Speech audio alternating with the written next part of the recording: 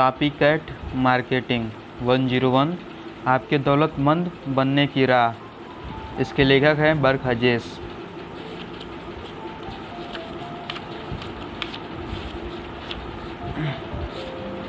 प्रस्तावना। अगर आपको अपने परिणाम पसंद नहीं है तो अपनी नीति बदलें। आज दो चीज़ की बड़ी सख्त ज़रूरत है। पहली, अमीरों को यह पता चलना चाहिए कि गरीब लोग कैसे ज़िंदगी जीते हैं, और दूसरी, गरीबों को यह पता चलना चाहिए कि अमीर लोग कैसे काम करते हैं। John foster. व्यवसाय संबंधी एक कहानी मुझे बड़ी पसंद है। अपनी आर्थिक तंगी से परेशान एक अधेड़ मैनेजर किसी वित्तीय विशेषज्ञ की सलाह लेने का फैसला करता है। मैनेजर एक बहुत सम्मानित वित्तीय सलाहकार से अपॉइंटमेंट लेता है, जिसका ऑफिस पार्क एवेन्यू की एक भव्य इमारत में है। मैनेजर जैसे ही सलाहकार के सुसज्जित रिसेप्शन रूम में दाखिला होता है, चकरा जाता है। वहाँ कोई रिसेप्शनिस्ट नहीं था, बस सामने दो दरवाजे हैं। एक पर लिखा है कर्मचारी और दूसरे पर लिखा है सेल्फ एम्प्लॉयड। चूँकि मैनेजर कर्मचारी है, इसलिए वह कर्मचारी वाले दरवाजे को चुनता है। एक बार फिर दो दरवाजे उसका स्वागत करते हैं। एक पर लिखा है आमदनी $40,000 से कम, दूसरे पर लिखा है आमदनी $40,000 से ज़्यादा। मैनेजर की आमदनी $40,000 से कम है, इसलिए वह पहले वाले दरवाजे को चुनता है। एक बार फिर उसके सामने दो दरवाजे आ जाते हैं। बाएं दरवाजे पर लिखा है साल में $2,000 से ज़्यादा बचत, और दाएं दरवाजे पर लिखा है साल में $2,000 से कम बचत।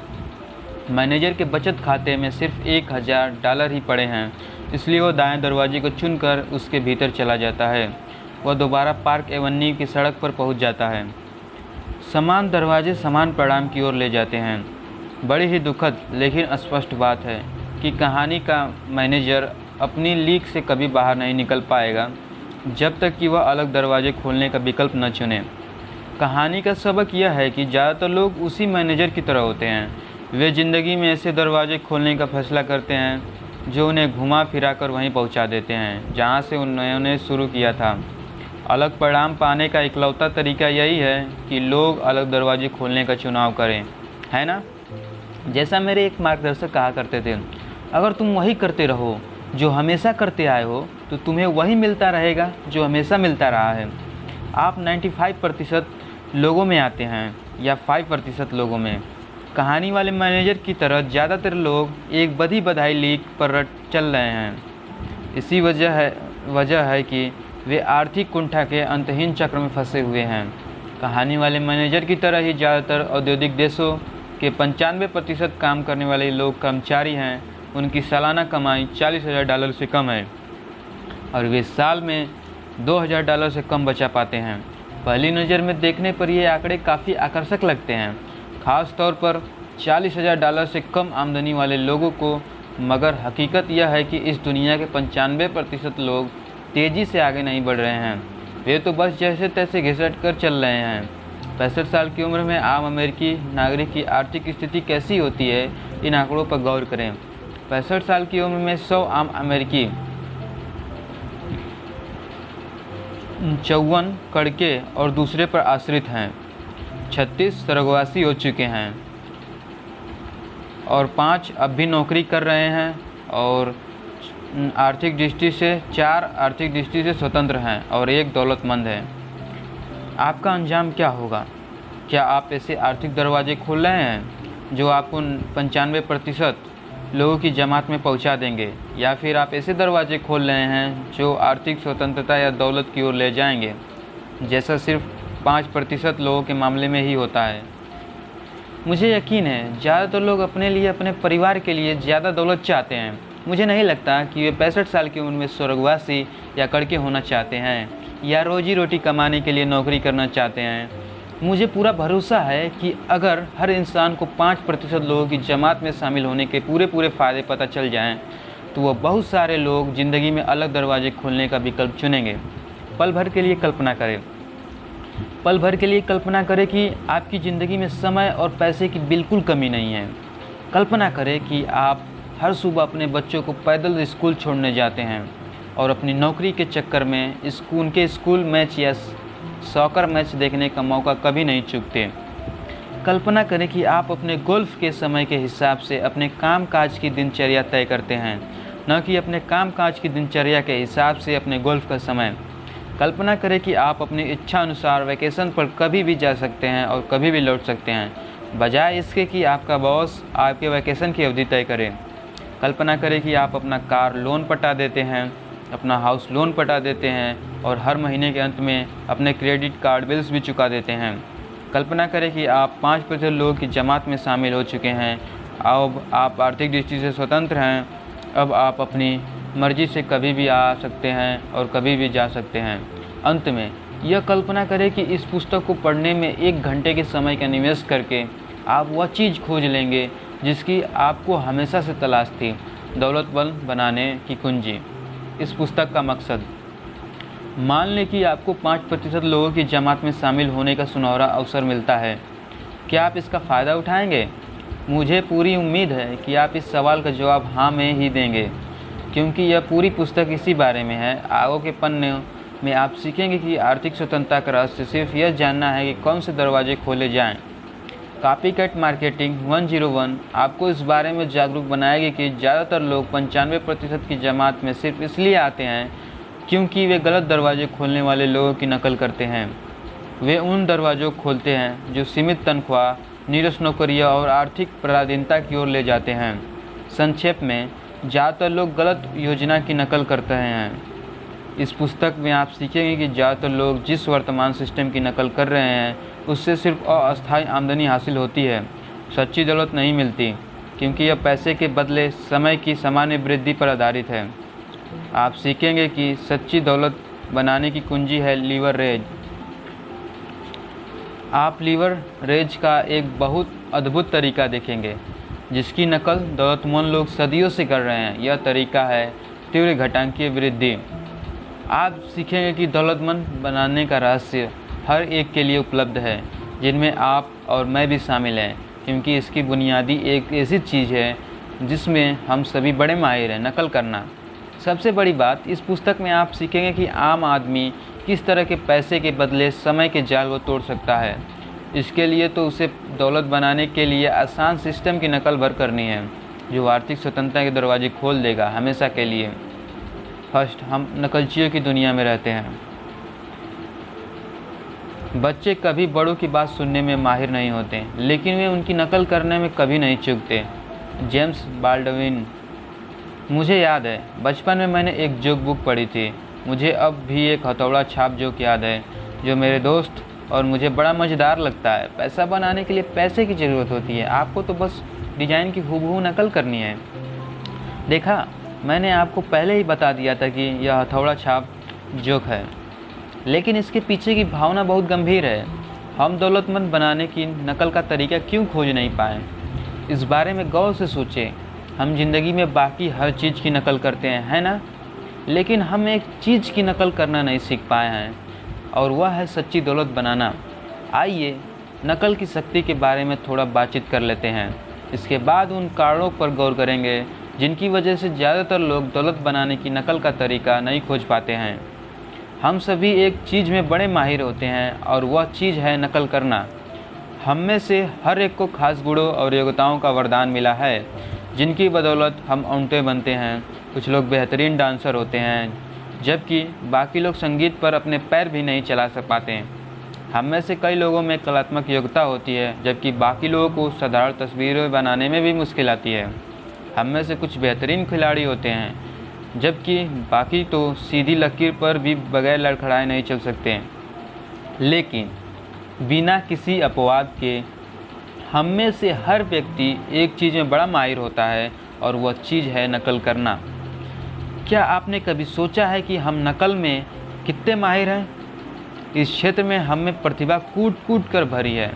हम कॉपीकैट नकल करने में जीनियस हैं। नकल करने के मामले में हम भी उत्कृष्ट होते हैं, और यह गुण हम सभी में होता है, चाहे हम कहीं भी रहते हो या हमारी योग्यता कितनी भी हो।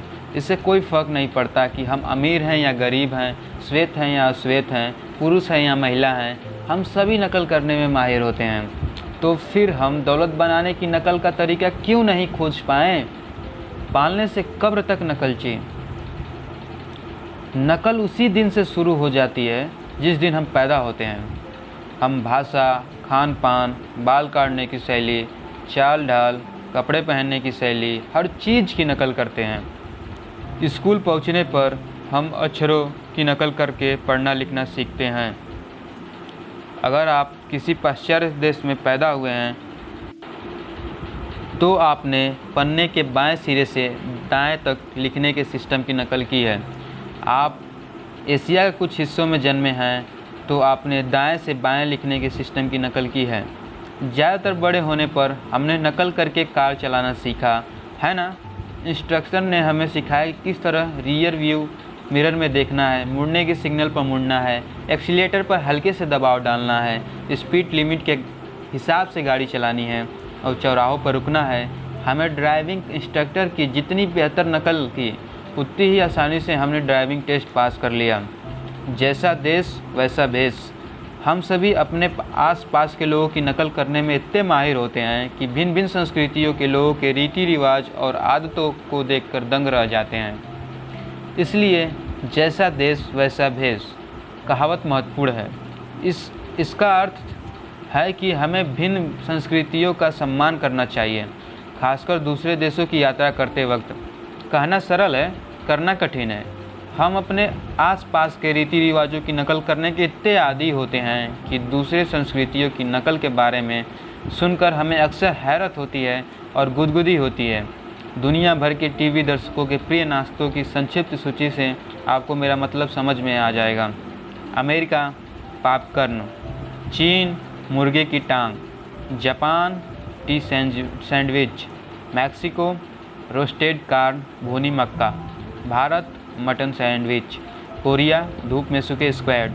अब बताएं, क्या आपके मन में यह विचार आया वे यह चीज़ कैसे खा सकते हैं? धूप में सूखे स्क्वैड, मुर्गे की टांग। कहीं आप मजाक तो नहीं कर रहे हैं?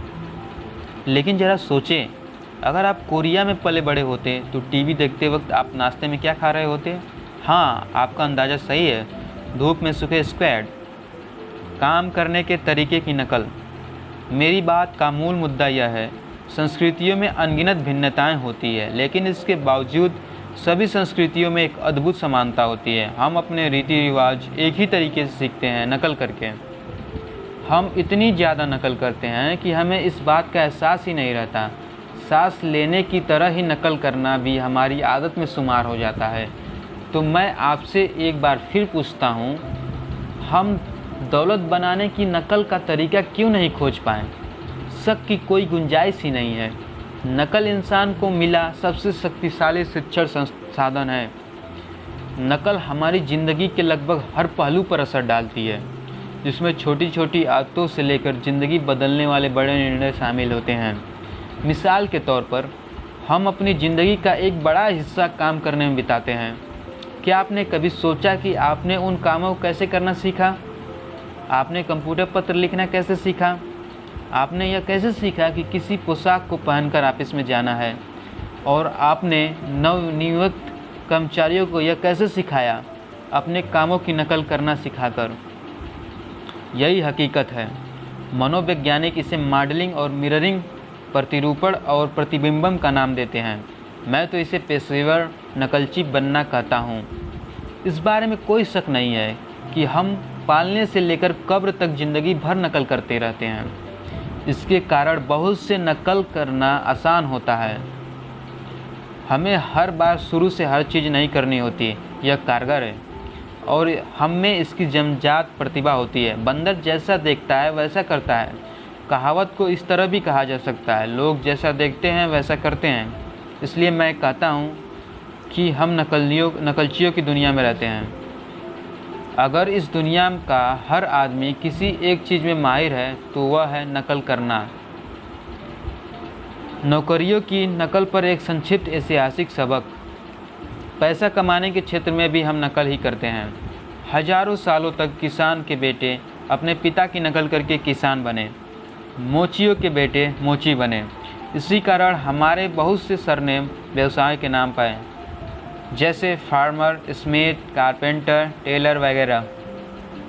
औद्योगिक क्रांति के बाद फार्मर, स्मिथ, कारपेंटर और टेलर जैसे सरनेम वाले लाखों बच्चों ने पुश्तैनी व्यवसाय छोड़ दिया और वे काम की एक नई अवधारणा नौकरी की नकल करने शहर आ गए। नौकरी की नकल कई पीढ़ियों तक काफ़ी कारगर साबित हुई, खास तौर पर अमेरिका में, जो औद्योगिक क्रांति का बेताज बादशाह है। 20वीं सदी के पूर्वार्ध में 2 विश्व युद्धों और महान मंदी का छाया में ज़्यादातर लोग अपने परिवार वालों या दोस्तों की नकल करके खुश थे और 9 से 5 की नौकरी से संतुष्ट थे, चूँकि उनकी उम्मीदें उनकी जीवन शैली से आगे नहीं जा रही थीं। इसलिए नौकरी करना चाहिए मानसिकता की नकल करने वाले लोग अपनी स्थिति में संतुष्ट हैं। नकल करें लेकिन सोच समझ कर। ज़िंदगी की लगभग हर चीज़ की तरह ही नकल करना भी एक बुरा पहलू होता है। हम किसी चीज़ की नकल करते हैं, इसका यह मतलब नहीं होता कि वह अच्छी है या कार्यकुशल है या उपयोगी है। दुर्भाग्य से अक्सर सोचने के आलस की वजह से हम नकल का बहाना बना लेते हैं। इससे मुझे मेन स्ट्रीट के एक बूढ़े दुकानदार की कहानी याद आती है। इस दुकानदार के स्टोर की एक डिस्प्ले विंडो में एक बड़ी घड़ी रखी रहती है। बरसों तक दुकानदार देखता रहा कि एक संभ्रांत व्यक्ति हर दिन दोपहर को स्टोर के सामने आता था, बड़ी घड़ी के सामने ठहरता था, अपनी जेब से एक पॉकेट वॉच निकालता था और सावधानी से समय मिलाता था। एक दिन दुकानदार की उत्सुकता बढ़ गई कि उसने रहा नहीं गया। जब संभ्रांत व्यक्ति बड़ी घड़ी के सामने आकर रुका तो दुकानदार स्टोर से बाहर की ओर लपका और उसने उस आदमी से पूछ ही लिया कि वह हर दिन अपनी घड़ी क्यों मिलाता है। उस आदमी ने मुस्कुराकर जवाब दिया, मैं टाउन मिल का फोरमैन हूँ, मुझे हर दिन शाम को 5 बजे हूटर बजाना होता है, इसलिए मैं यह पक्का कर लेना चाहता हूँ कि वह ठीक समय पर ही बजे। बूढ़े दुकानदार ने उसे बड़ी हैरानी से देखा और फिर ज़ोर ज़ोर से हंसने लगा। फोरमैन ने पीछे हटकर गुस्से से कहा, इसमें हंसने की क्या बात है? दुकानदार बोला, बुरा ना माने, मैं आपकी हंसी नहीं उड़ा रहा हूँ, लेकिन मुझे हंसी रोकी नहीं गई। देखिए, मैं बरसों से अपनी घड़ी आपके 5 बजे के हूटर से मिलाता आ रहा हूँ। यह कहानी नकल के एक अजीब पहलू का आदर्श उदाहरण है। हम दूसरों की नकल करते हैं, दूसरे हमारी नकल करते हैं, और हम अक्सर यह मान बैठते हैं कि हम जिन लोगों की नकल करते हैं उनके पास सही जवाब है। मैं दोहराता हूँ, हम मान बैठते हैं कि हम सही लोगों की नकल कर रहे हैं। ठीक यही होता है। अगर नौकरी करने से पहले हम अच्छी तरह सोच विचार न कर ले कि हमने नौकरी का विकल्प क्यों चुना, मेरे हिसाब से ज़्यादातर लोगों को यह मानना है कि नौकरी करना ही दौलत बनाने का सबसे अच्छा तरीका है। सच्चाई कुछ और है। दरअसल नौकरी से सच्ची दौलत नहीं बनती है। नौकरी तो सिर्फ अस्थायी आमदनी मिलती है और दोनों में ज़मीन आसमान का फ़र्क होता है। आइए हम नौकरी की नकल की दोबारा जांच करें। जैसा मैंने कहा था, नकल करना सीखने का सबसे शक्तिशाली साधन है, लेकिन कभी कभार हमें पीछे हटकर अपनी मान्यताओं की पड़ताल करनी चाहिए कि हम किस चीज़ की नकल कर रहे हैं और क्यों, ताकि नकल करने से हमें सचमुच वही मिले जो हम पाना चाहते हैं। इस पूरे अध्याय में मैंने बार बार यह सवाल पूछा है, हम दौलत बनाने की नकल का तरीका क्यों नहीं खोज पाएँ? जवाब दुखद लेकिन स्पष्ट है। हम में से ज़्यादातर लोग दौलत बनाने के बजाय नौकरी करने के मार्ग की नकल करते आ रहे हैं। क्यों? क्योंकि ज़्यादातर लोगों की राय में नौकरी ही उनके आर्थिक सपनों को हकीकत में बदलने का इकलौता तरीका है। शायद वे नौकरी के अलावा किसी दूसरे विकल्प के बारे में जानते ही नहीं। शायद उन्हें पता ही नहीं कि दौलत के अन्य स्रोत भी होते हैं, या शायद उन्हें यह लगता है कि वे नौकरी के अलावा किसी दूसरे क्षेत्र में सच्ची दौलत बनाने में सक्षम नहीं है। कारण चाहे जो हो, परिणाम वही होता है। ज़्यादातर व्यक्ति 5% लोगों के बजाय 95% लोगों की जमात में पहुंच जाते हैं, क्योंकि वे सच्ची दौलत के बजाय अस्थायी आमदनी और नौकरी के मार्ग की नकल कर रहे हैं। इस मामले में आपकी क्या स्थिति है? आप किस चीज़ की नकल करने का चुनाव कर रहे हैं? क्या आप उन 95% लोगों जैसा बनने का विकल्प चुन रहे हैं जो नौकरी के मार्ग की नकल कर रहे हैं, या फिर आप उन 5% लोगों के जैसा बनने का विकल्प चुन रहे हैं जो दौलत बनाने के मार्ग की नकल कर रहे हैं? गलत मान्यताओं को बाहर निकालें। जैसा एक बुद्धिमान व्यक्ति ने कहा है, आपका दिमाग एक पैराशूट जैसा होता है। यह सिर्फ तभी काम करता है जब यह खुला हो। आज यह पहले से भी ज़्यादा अनिवार्य है कि हम अपने दिमाग को खोल लें और जागरूक बन जाएं कि नौकरी करना दौलत बनाने का नहीं बल्कि आमदनी कमाने का सिस्टम है। मुझे लगता है कि अगर लोग जैसे तैसे ज़िंदगी गुजारने के बजाय वाकई तक तरक्की करना चाहते हैं तो उन्हें अपनी गलत मान्यताओं को बाहर निकालना होगा और दौलत बनाने के वैकल्पिक तरीक़ों के प्रति अपने दिमाग को खोलना होगा। मैं मानता हूं कि 95% लोग यानी नौकरी करने वाले दरवाजे से दाखिल होने वाले लोग वापस लौटकर उसी जगह पर आते रहेंगे जहां से उन्होंने शुरू किया था। बहरहाल मुझे यकीन है कि अगर हम अलग परिणाम पाने और 5% लोगों की जमात में शामिल होने के बारे में वाकई गंभीर हैं तो हमें उन दरवाज़ों को खोलना होगा जो दौलत बनाने की ओर ले जाते हैं। अगले अध्याय में हम आमदनी कमाने और दौलत बनाने के फ़र्क की ज़्यादा गहराई से पड़ताल करेंगे। अगले अध्याय में हम उन कारणों को भी जानेंगे जिनकी वजह से आज सच्ची दौलत बनाना इतिहास के किसी भी युग की तुलना में ज़्यादा संभव क्यों है।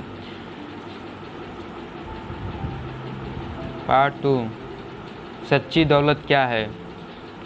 अगर आपको लोगों को बताना पड़े कि आप अमीर हैं तो आप नहीं हैं। जोई ब्राउन, कॉमेडियन। दौलतमंद होने का क्या मतलब है? मेरा मतलब है सचमुच दौलतमंद होने का। एक बात तो तय है, दौलत का मतलब अलग अलग लोगों के लिए अलग अलग होता है। मेरे लिए दौलत का मतलब यह नहीं कि मैं मनचाही चीज़ें खरीद सकूं, हालांकि यह फ़ायदा भी कुछ कम नहीं है। मेरे लिए सच्ची दौलत का मतलब यह है पूरी स्वतंत्रता। दौलत की मेरी निजी परिभाषा यह है और मेरे विचार से इसमें दौलत के सबसे बड़े फ़ायदे शामिल हैं। दौलत का मतलब इतना पैसा और समय होना है ताकि आप जो चाहें जब चाहें कर सकें। क्या आपको लगता है कि अरबपति बिल गेट्स माइक्रोसॉफ्ट के सीईओ पद पर इसलिए काम कर रहे हैं क्योंकि उन्हें करना ही पड़ेगा, या फिर इसलिए क्योंकि वे इसे करना चाहते हैं? मेरे हिसाब से यह कहना तार्किक है कि बिल गेट्स के पास इतना पैसा और समय है कि वे जो चाहें जब चाहें कर सकते हैं। कारण यह है कि बिल गेट्स ने आमदनी नहीं कमाई है, उन्होंने सच्ची दौलत कमाई है। संक्षेप में, सच्ची दौलत का मतलब है स्वतंत्रता। दौलत का मतलब है चुनने की स्वतंत्रता। चक फिनी भी आर्थिक दृष्टि से बिल गेट्स के समूह में ही हैं। दुनिया भर के हवाई अड्डों में सैकड़ों ड्यूटी फ्री दुकानों के संस्थापक फिनी के पास अरबों डॉलर की संपत्ति है। या ज़्यादा सटीकता से कहें तो उनके पास अरबों डॉलर की संपत्ति थी। 1984 में फिनी ने अपनी 3.5 बिलियन डॉलर की संपत्ति का 99.5% हिस्सा एक परोपकारी संस्था को दान कर दिया। आज वे दुनिया भर में समाज सेवा की खातिर अपना पैसा और समय दान कर रहे हैं। बिल गेट्स और चक फिनी दोनों ही यह बात अच्छी तरह समझते हैं कि सच्ची दौलत का मतलब होता है यह चुनने की पूरी स्वतंत्रता कि आप अपना समय और पैसा कैसे खर्च करें। गेट्स ज़्यादा दौलत बनाने में समय खर्च करने का विकल्प चुन रहे हैं, जबकि फिनी अपनी संपत्ति दान करने में अपना समय लगा रहे हैं। दोनों में साझी बात है, सच्ची दौलत, जिसकी वजह से ये दोनों बिल्कुल अलग अलग चुनाव कर पाएँ। अपना समय समझदारी से खर्च करें। ज़्यादातर लोग सोचते हैं कि सच्ची दौलत का मतलब है ढेर सारा पैसा जिसमें आप भौतिक वस्तुएं खरीद सकें। बहरहाल सबसे समझदार लोग समझते हैं कि सच्ची दौलत का मतलब ज़्यादा चीज़ें खरीदने में सक्षम होना ही नहीं है। इसका असल मतलब है कि अपनी मनचाही चीज़ें करने के लिए ज़्यादा समय होना। इस बारे में सोचें, जब आप बुढ़ापे में किसी नर्सिंग होम के सामने वाले पोर्च में बैठकर अपनी गुजरी हुई ज़िंदगी के बारे में सोचेंगे तो आपको किस बात का ज़्यादा अफसोस होगा? ज़्यादा महंगा घर न खरीद पाने का या अपने बच्चों के बचपन में उनके साथ वक्त न गुजार पाने का? आपको किस बात का ज़्यादा अफसोस होगा? ऑफिस में प्रमोशन पाने के लिए 24 घंटे काम न करने का, या अपने माता पिता और दोस्तों के साथ ज़्यादा समय न बिता पाने का जब उन्हें आपकी ज़रूरत थी? समय हमारी सबसे कीमती वस्तु है। इसका मोल सोने चांदी से भी बहुत ज़्यादा है, क्योंकि एक बार जब यह चला जाता है तो आप इसे दोबारा कभी नहीं पा सकते।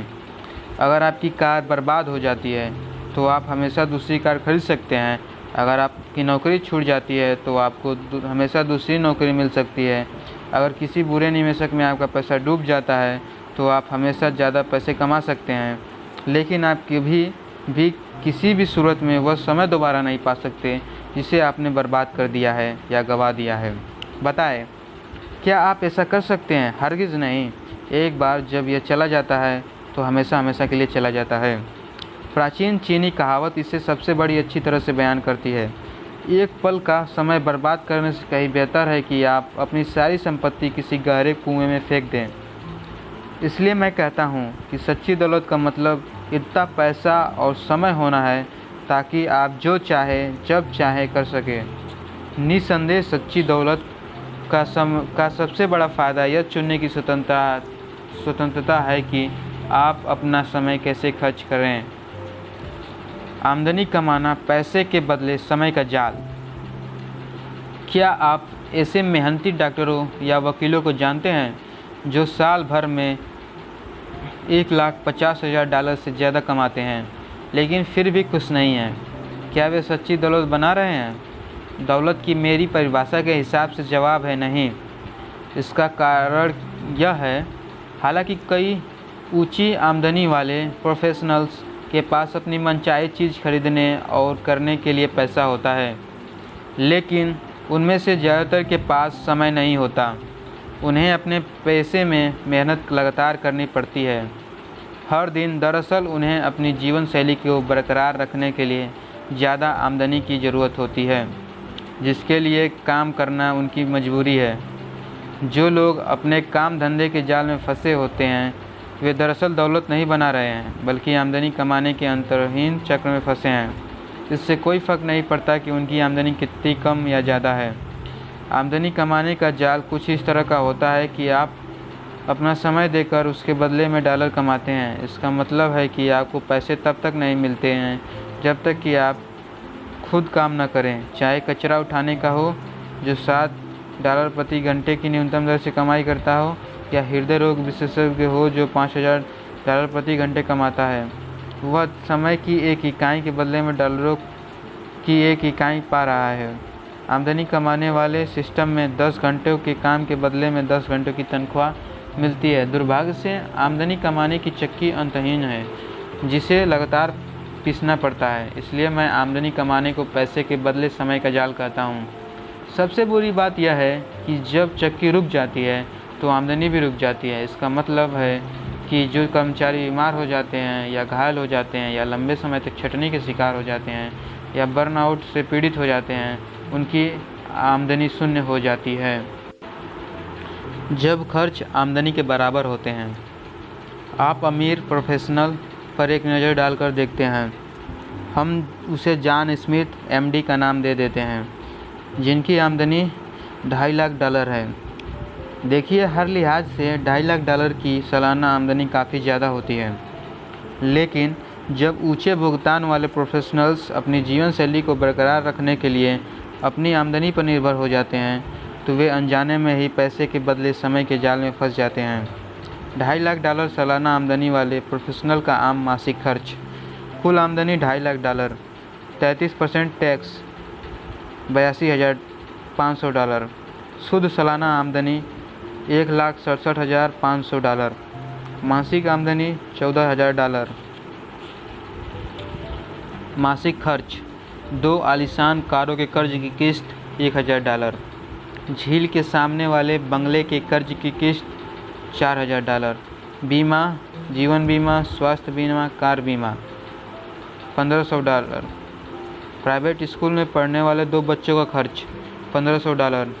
बाहर खाना खाना, मनोरंजन, सीजन टिकट्स $2,000। हर साल परिवार के साथ 2 वैकेशंस $1,500। कपड़े, आभूषण, फर्नीचर $500। चर्च परोपकार $500। कंट्री क्लब की फीस $500। बचत $1,000। कुल मासिक खर्च $14,000।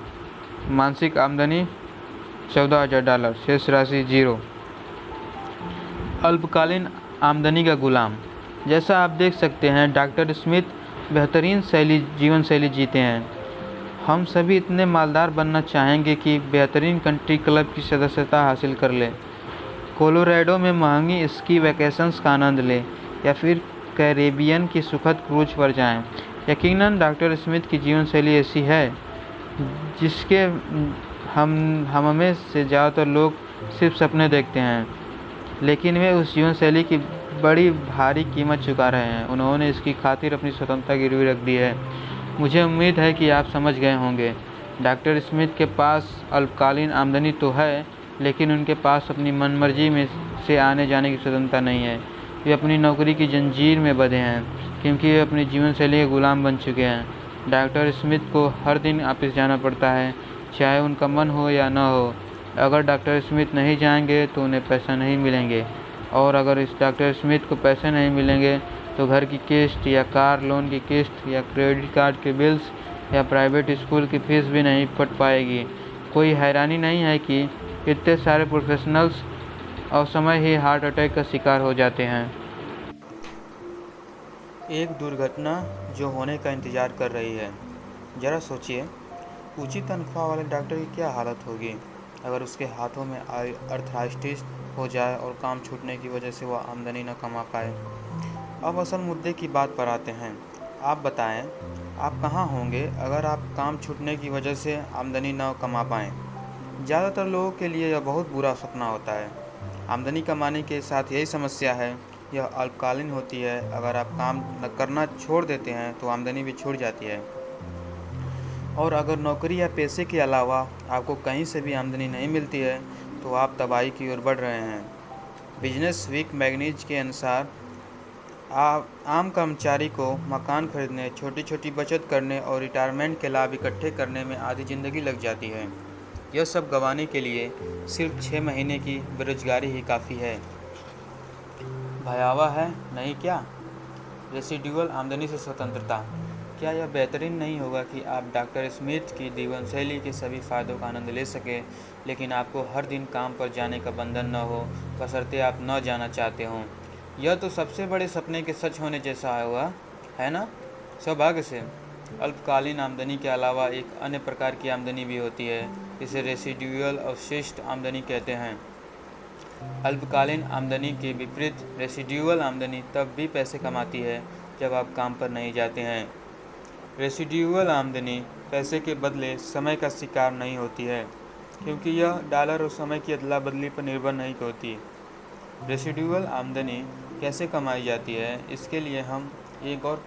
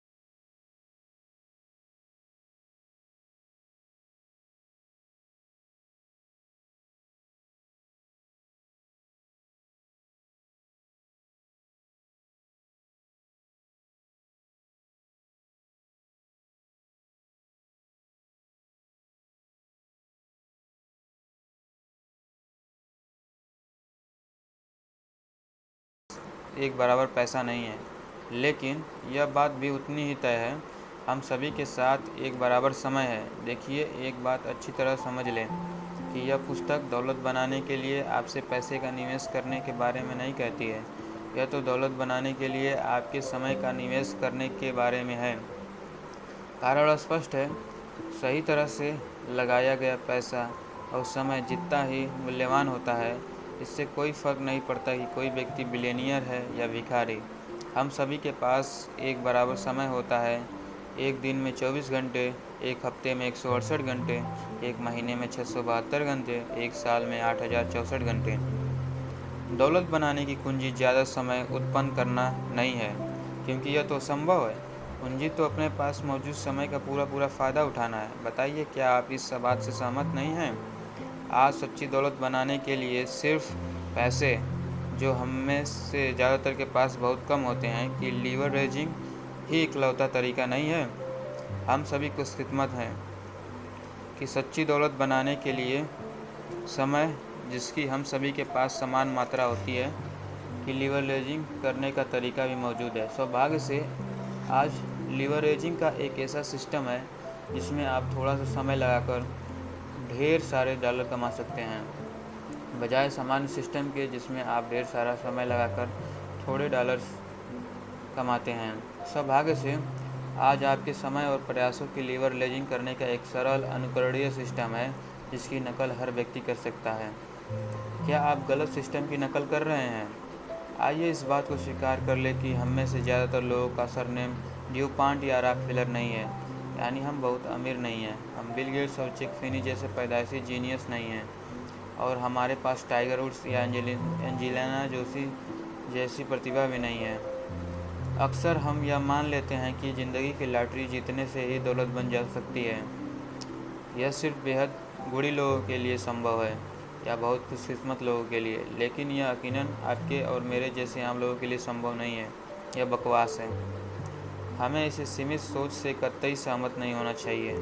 यह कूड़ा चिंतन है और हमें इस तरह के नकारात्मक विचारों को कूड़ेदान में फेंक देना चाहिए फ़ौरन।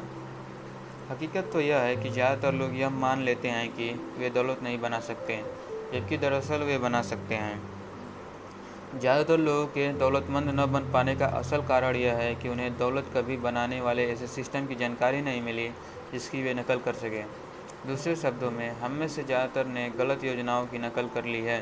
चूँकि हमें दौलत बनाने वाली योजना की जानकारी ही नहीं है जिसकी हम नकल कर सकें, इसलिए हम उस चीज़ की नकल कर लेते हैं जिसे हमारी जान पहचान का हर व्यक्ति कर रहा है, यानी हम नौकरी करने लगते हैं।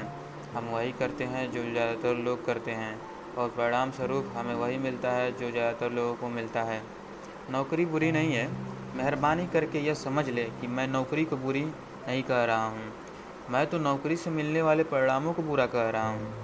अगर नौकरी करने से सच्ची दौलत बनती होती तो मैं आपसे सबसे पहले आपको नौकरी की राह पर चलने की सलाह देता, लेकिन ऐसा नहीं होता है। यही इसकी कठोर कटु सच्चाई है।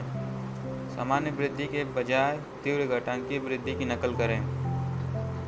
सच्चाई यह है कि आप आमदनी कमाने वाले सिस्टम की नकल करके कभी सच्ची दौलत नहीं कमा पाएंगे, क्योंकि यह सामान्य वृद्धि पर आधारित है। सच्ची दौलत बनाने का सिस्टम लीवरेज ग्रोथ पर आधारित होता है। अगले अध्याय में हम सामान्य वृद्धि की सीमाओं को गौर से देखेंगे। हम इस बारे में भी बातचीत करेंगे कि अगर हम सच्ची दौलत बनाकर पूरी तरह स्वतंत्रता होने के बारे में सचमुच गंभीर हैं, तो हमें लीवरेज वाले सिस्टम की नकल करने की ज़रूरत क्यों है। अध्याय 3, सामान्य बुद्धि, पैसे के बदले समय देना। सारा दिन काम करो, घास पर जियो, जब तुम मरते हो तो स्वर्ग नहीं जाते हो। Union organiser. पहले मैं अपने सेमिनार में लोगों को बताता था कि ज़्यादातर कर्मचारी 40-40-40 योजना पर चलते हैं। वे हफ्ते में 40 घंटे काम करते हैं, 40 साल तक ऐसा करते हैं, और रिटायर होते वक्त उन्हें रिटायरमेंट डिनर के साथ $40 की घड़ी मिलती है। लेकिन हमारी तेज़ी से बदलती दुनिया में बहुत सी चीज़ों की तरह ही 40-40-40 योजना भी दकियानूसी हो गई है। आज हम में से ज़्यादातर लोग 50-50-50-50 योजना पर चलने लगे हैं। आजकल हम हफ्ते में 50 घंटे काम करते हैं, साल में 50 हफ्ते काम करते हैं, 50 साल तक ऐसा करते हैं और रिटायरमेंट होने पर हमें अपने वेतन का 50% हिस्सा मिलता है, जिस पर हम आज भी गुजारा नहीं कर पाते हैं। पैसे के बदले समय की चक्की।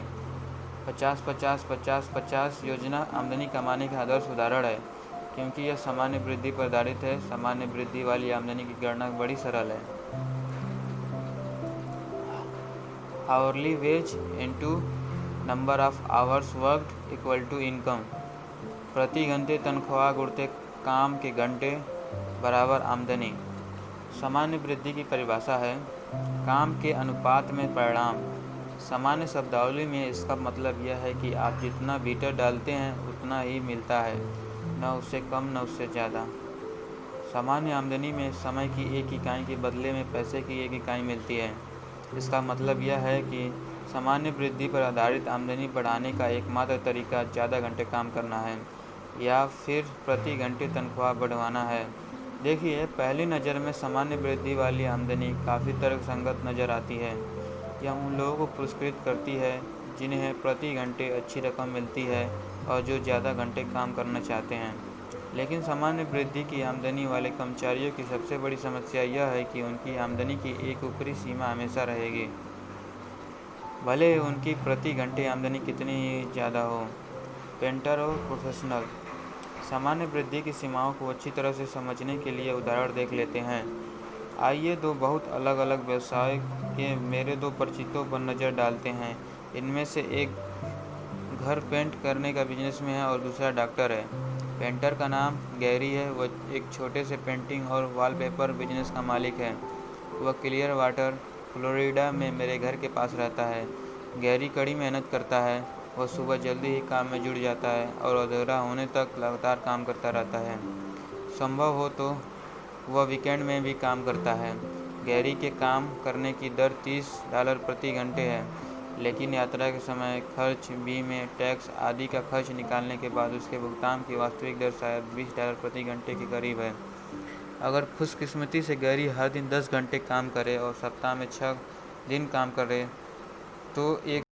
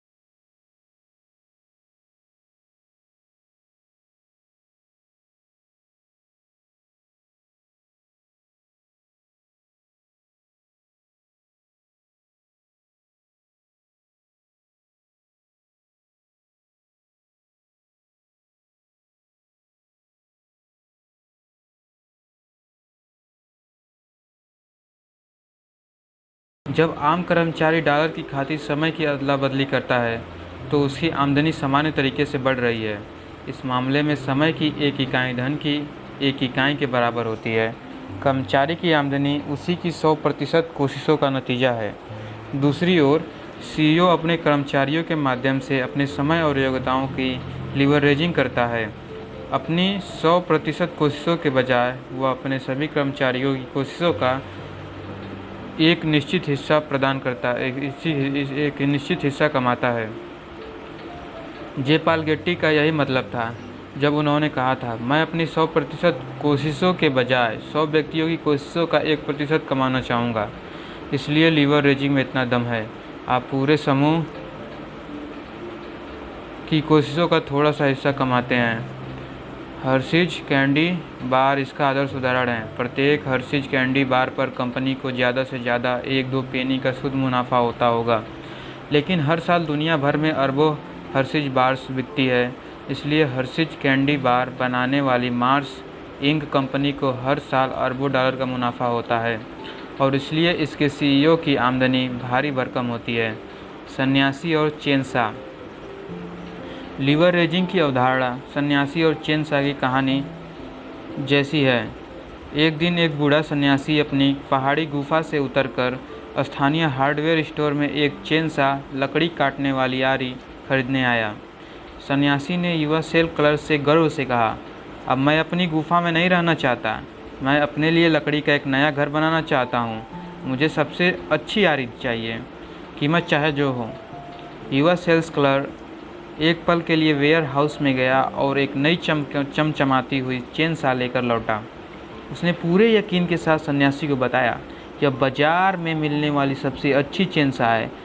इससे पेड़ उतनी ही आसानी से चीर जाएंगे जितनी आसानी से चाकू बटर को चीर देता है। मैं गारंटी देता हूँ कि यह महीने भर की लकड़ी एक ही दिन में काट देगी, वरना मैं अपनी तनख्वाह से आपका पूरा पैसा लौटा दूँगा। यह सुनकर सन्यासी खुश हो गया। उसने क्लर्क को पैसे दिए, अपनी चमचमाती चेनसा का हैंडल पकड़ा और पहाड़ की ओर चल दिया। ठीक 1 महीने बाद जब युवा क्लर्क शेल्फ पर सामान जमा रहा था, तभी उसने सन्यासी की आवाज़ सुनी जो हवा कोड़े की तरह चीरती हुई आई। बेटा, मैं यह साल लौटाने आया हूँ। तुमने वादा किया था कि मेरा पूरा पैसा लौटा दोगे। जब अपना वादा पूरा करो। क्लर्क ने बूढ़े सन्यासी को गौर से देखा और उसका हुलिया देखकर हैरान रह गया। ऐसा लग रहा था जैसे सन्यासी कई हफ्तों से सोया नहीं हो। उसके कपड़े फट गए थे और खून पसीने से लथपथ थे। ऐसा नज़र आ रहा था जैसे मेहनत कर कर के वह मौत के मुंह में पहुंच गया हो। क्लर्क ने हकलाते हुए पूछा, आपको क्या हुआ? आपकी हालत तो भयंकर दिख रही है। बूढ़े सन्यासी ने अपनी पूरी ताकत बटोरी और चेनसा को उठाकर काउंटर पर रखते हुए कहा, यह सब इसी घटिया आरी का नतीजा है जो तुमने बेची थी। तुमने कहा कि यह 1 महीने की लकड़ी एक ही दिन में काट देगी, मगर देखो क्या हुआ। मैं 1 महीने से इसका इस्तेमाल कर रहा हूँ और इस दौरान 1 दिन की लकड़ी भी नहीं काट पाया।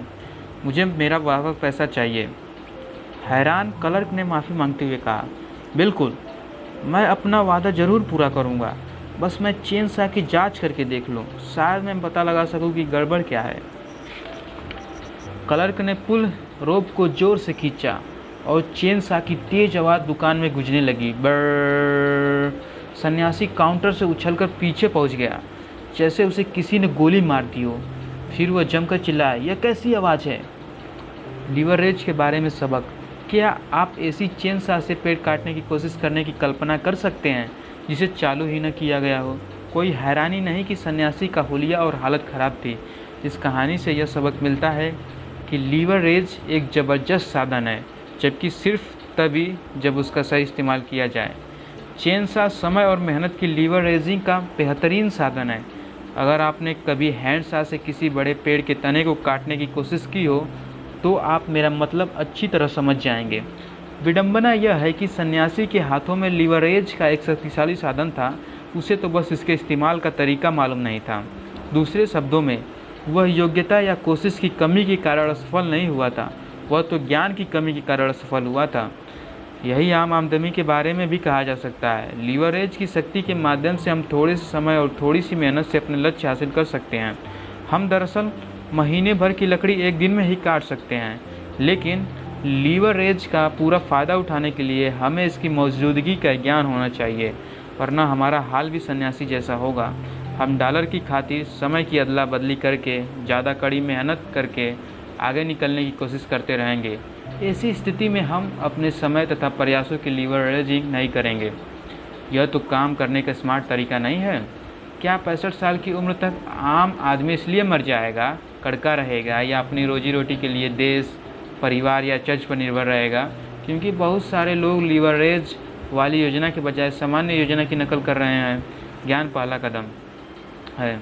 सही स्थिति में सही किस्मत के लीवरेज की नकल करके हम पहाड़ हिला सकते हैं और मिलियनों डॉलर कमा सकते हैं। सवाल यह है, आप दौलत बनाने के किस सिस्टम की नकल करना चाहते हैं?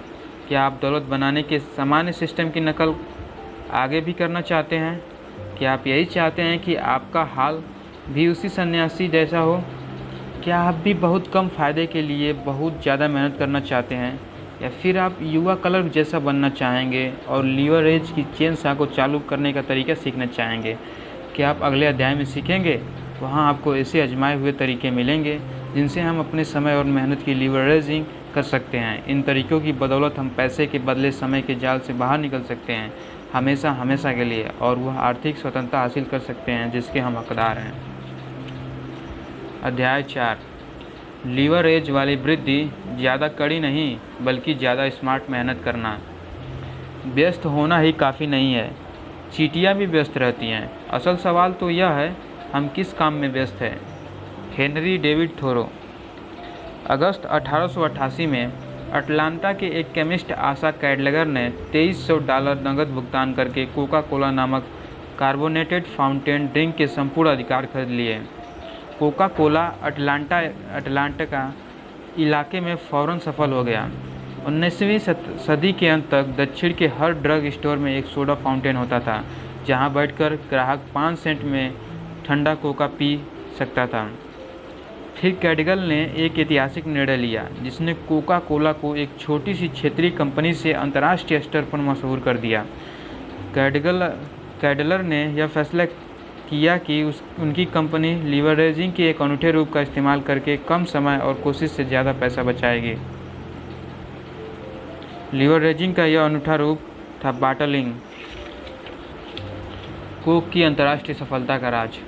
कोक को बोतल में बेचने के कैडगल के निर्णय के पीछे एक दिलचस्प कहानी है। किंवदंती है कि एक दिन कैडगलर का एक अच्छा दोस्त उसके ऑफिस में आया। उसने दावा किया कि अगर कैडलर उसे एक मोटी रकम दे तो वह उन्हें एक ऐसा राज बता सकता है जिसे कोका कोला के मुनाफे में भारी बढ़ोतरी हो जाएगी।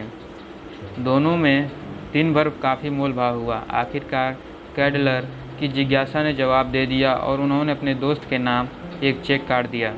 दोस्त ने चेक लिया और फिर आगे झुककर कैडलर के कान में 2 छोटे शब्द कहे, जिनसे एक विश्व प्रसिद्ध ब्रांड का जन्म हुआ, बॉटलिन। इसे बाटल में बेचो। सौभाग्य से कैडलर इतने समझदार थे कि उन्होंने अपने दोस्त की सलाह पर अमल कर लिया और बाकी इतिहास है। समय और जगह की लीवरेजिंग। Bottle it. एक पल के लिए ज़रा इन शब्दों की शक्ति के बारे में सोचें। बोतल में आने से पहले कोक पीने के लिए आपको अपनी करीबी सोडा फाउंटेन जाना पड़ता था। इसके बिना और कोई उपाय ही नहीं था। बोतल में आने से पहले कोक की बिक्री तभी बढ़ सकती थी जब सोडा फाउंटेन की संख्या बढ़े। बॉटलिंग से यह सब बदल गया। अब कोक का स्वाद लेने के लिए ग्राहक को सोडा फाउंटेन की ज़रूरत नहीं रह गई, क्योंकि कोक का 6 पैक खरीदकर आज ग्राहक सोडा फाउंटेन को अपने साथ घर ले जा सकता है। लीवरेज क्या है? लीवरेज शब्द लीवर से बना है, जो पुराने फ्रेंच शब्द से आया है, जिसका मतलब है ज़्यादा हल्का बनाना। यह लीवरेज की शक्ति का सटीक वर्णन है। कुछ लीवर्स या औजारों का समझदारी से उपयोग करके मुश्किल काम कम कोशिश से कम समय में किए जा सकते हैं, जिससे वे वाकई ज़्यादा हल्के हो जाते हैं। जरा सोचें, लीवरेज के बिना कार का इंजन बदलने में कितनी मेहनत लगेगी। आपको क्या लगता है, आपकी कार के इंजन को बाहर निकालने के लिए कितने मजबूत लोगों की ज़रूरत होगी? 5, 10, इससे ज़्यादा? अब ज़रा इस पर गौर करें कि आपका कार मैकेनिक उसी काम को कितने समय और कितनी कोशिश से कर देता है। पहले तो वह इंजन के ऊपर एक मजबूत बीम पर होइस्ट भारी सामान उठाने वाली मशीन को सही जगह पर रखेगा, फिर होइस्ट की रस्सियों और जंजीरों से इंजन को बांध देगा। इसके बाद वह पुल रोप को बिजली से चलने वाली मशीन से जोड़ देगा। स्विच दबाते ही इंजन चंद पलों में हवा में उड़ जाता है। यही लीवरेज की शक्ति है। यह समय, प्रयास और पैसे बचाकर अधिकतम उत्पादकता को संभव बनाता है। कॉरपोरेशंस किस तरह लीवरेज का इस्तेमाल करते हैं? लीवरेज का इस्तेमाल करके सदियों से मेहनती लोग अपने कामों को ज़्यादा हल्का बना रहे हैं, यानी ज़्यादा लाभकारी और उत्पादक बना रहे हैं। उत्पादकता में वृद्धि का यही मतलब है, ज़्यादा मेहनत के बजाय ज़्यादा स्मार्ट तरीके से काम करना। ऐसा तरीका खोजना जिससे काफ़ी कम समय में काफ़ी ज़्यादा पैसा बनाया जा सके। कर्मचारियों को नौकरी पर रखना वह सबसे स्पष्ट तरीका है जिससे बिजनेस मालिक अपने समय की लीवरेजिंग करते हैं। फोर्ड मोटर कंपनी से लेकर सोनी तक दुनिया की लगभग हर बड़ी कंपनी एक अकेले मालिक से शुरू हुई, जिसने कर्मचारियों के माध्यम से अपने समय और योग्यताओं की लीवरेजिंग की। मिसाल के तौर पर अगर हेनरी फोर्ड अकेले ही मॉडल टी कार बनाते तो इसका 100% मुनाफा उन्हीं की जेब में जाता, लेकिन वे जानते थे अकेले काम करके वे एक साल में 1-2 कार ही बना पाएंगे। फोर्ड इतने स्मार्ट थे कि उन्होंने अपने समय और योग्यताओं की लीवरेजिंग करके कर्मचारियों को अपने सिस्टम की नकल करना सिखाया। लीवरेजिंग की शक्ति से फ़ायदा उठाते हुए फोर्ड ने हर साल हज़ारों कारें बनाई और इतिहास के सबसे अमीर व्यक्तियों में से एक बन गए। रियल एस्टेट बेचने में स्मार्ट बनना। रियल एस्टेट कंपनियां वर्षों से लीवरेजिंग करके ज़्यादा फ़ायदे उठा रही हैं, लेकिन कर्मचारियों के बजाय वे स्वतंत्र कॉन्ट्रैक्टर्स, जिन्हें रियल एस्टेट एजेंट के नाम से जाना जाता है, की टीम बनाकर लीवरेजिंग करती हैं। आइए देखते हैं टेड नामक काल्पनिक रियल एस्टेट प्रोफेशनल कम समय में ज़्यादा पैसे बनाने के लिए लीवरेजिंग किस तरह इस्तेमाल करता है। टेड लगभग 20 साल से रियल एस्टेट बेच रहा है। शुरुआत में किस्मत अच्छी रहने पर वह हर महीने एक घर बेचने में कामयाब हो जाता था। अनुभव बढ़ने के साथ साथ टेड अपने काम में माहिर होता चला गया। इस बिजनेस में 5 साल के बाद वह हर साल औसतन 50 मकान बेचने लगा। लेकिन टेड चाहे कितनी भी कड़ी मेहनत करता, उसके लिए हर सप्ताह एक से ज़्यादा मकान बेचना असंभव था। आखिर वह ग्राहकों को एक दिन में कितने मकान दिखा सकता था? वह एक सप्ताह में ग्राहकों के साथ कितने सौदे पक्के कर सकता था? यही सोचकर उसने एक ऑफिस खोलने का फैसला किया। टेड ने अपने कुछ रियल्टर मित्रों को अपनी कंपनी में नियुक्त कर लिया और वे उसके साथ काम करने लगे। अब तक उसकी कंपनी में 20 सशस्त्र रियल एस्टेट एजेंट आ चुके हैं। इनमें से हर एजेंट हर साल 50 मकान बेचता है, जिसका मतलब है कि उसका ऑफिस हर साल 1000 मकान बेच रहा है। अब जरा गौर करें कि लीवरेज ने टेड को कितना फ़ायदा पहुंचाया। अपने दम पर टेड साल में सिर्फ 50 मकान ही बेच सकता था। दूसरे एजेंट के समय और योग्यताओं की लीवरेजिंग करके वह 1000 मकान बेच सकता था, जो अकेले काम करने पर संभव होता। लीवरेजिंग का इस्तेमाल करके वह 20 गुना ज़्यादा परिणाम पा रहा है। हालांकि वह कम घंटे काम कर रहा है। मेहनत से नहीं, चतुराई से काम करो, कहावत का यही मतलब है। फ्रेंचाइजिंग के माध्यम से लीवरेजिंग। फ्रेंचाइजिंग ने लीवरेजिंग की अवधारणा को रियल एस्टेट ऑफिस से भी ज़्यादा ऊंचे स्तर पर पहुंचा दिया है। हालांकि फ्रेंचाइजिंग काफ़ी समय से हमारे बीच मौजूद थी, लेकिन 1950 के दशक तक इसे वैध व्यवसाय के रूप में मान्यता नहीं मिली थी।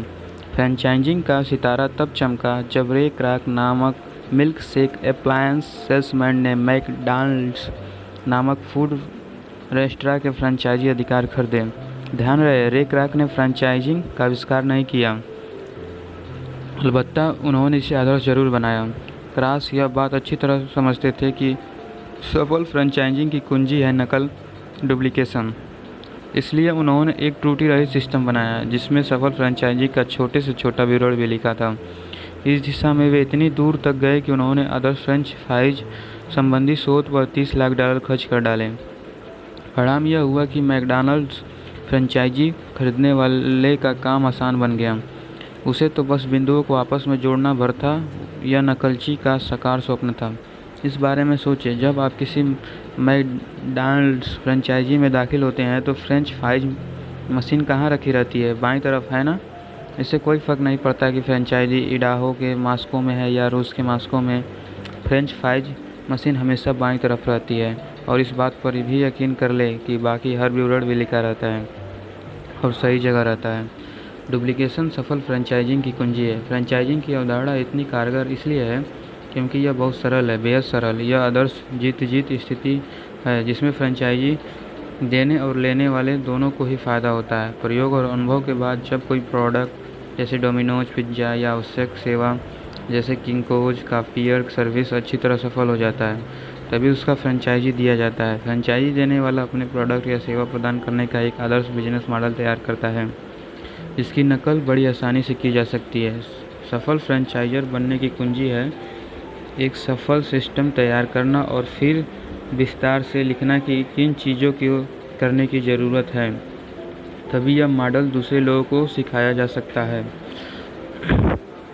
अगर मॉडल आजमाया हुआ है और आम आदमी उसकी नकल कर सकता है, तभी फ्रेंचाइजिंग सफल हो सकते हैं।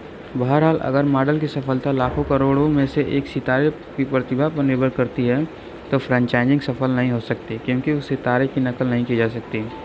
सितारों का डुप्लीकेशन नहीं किया जा सकता।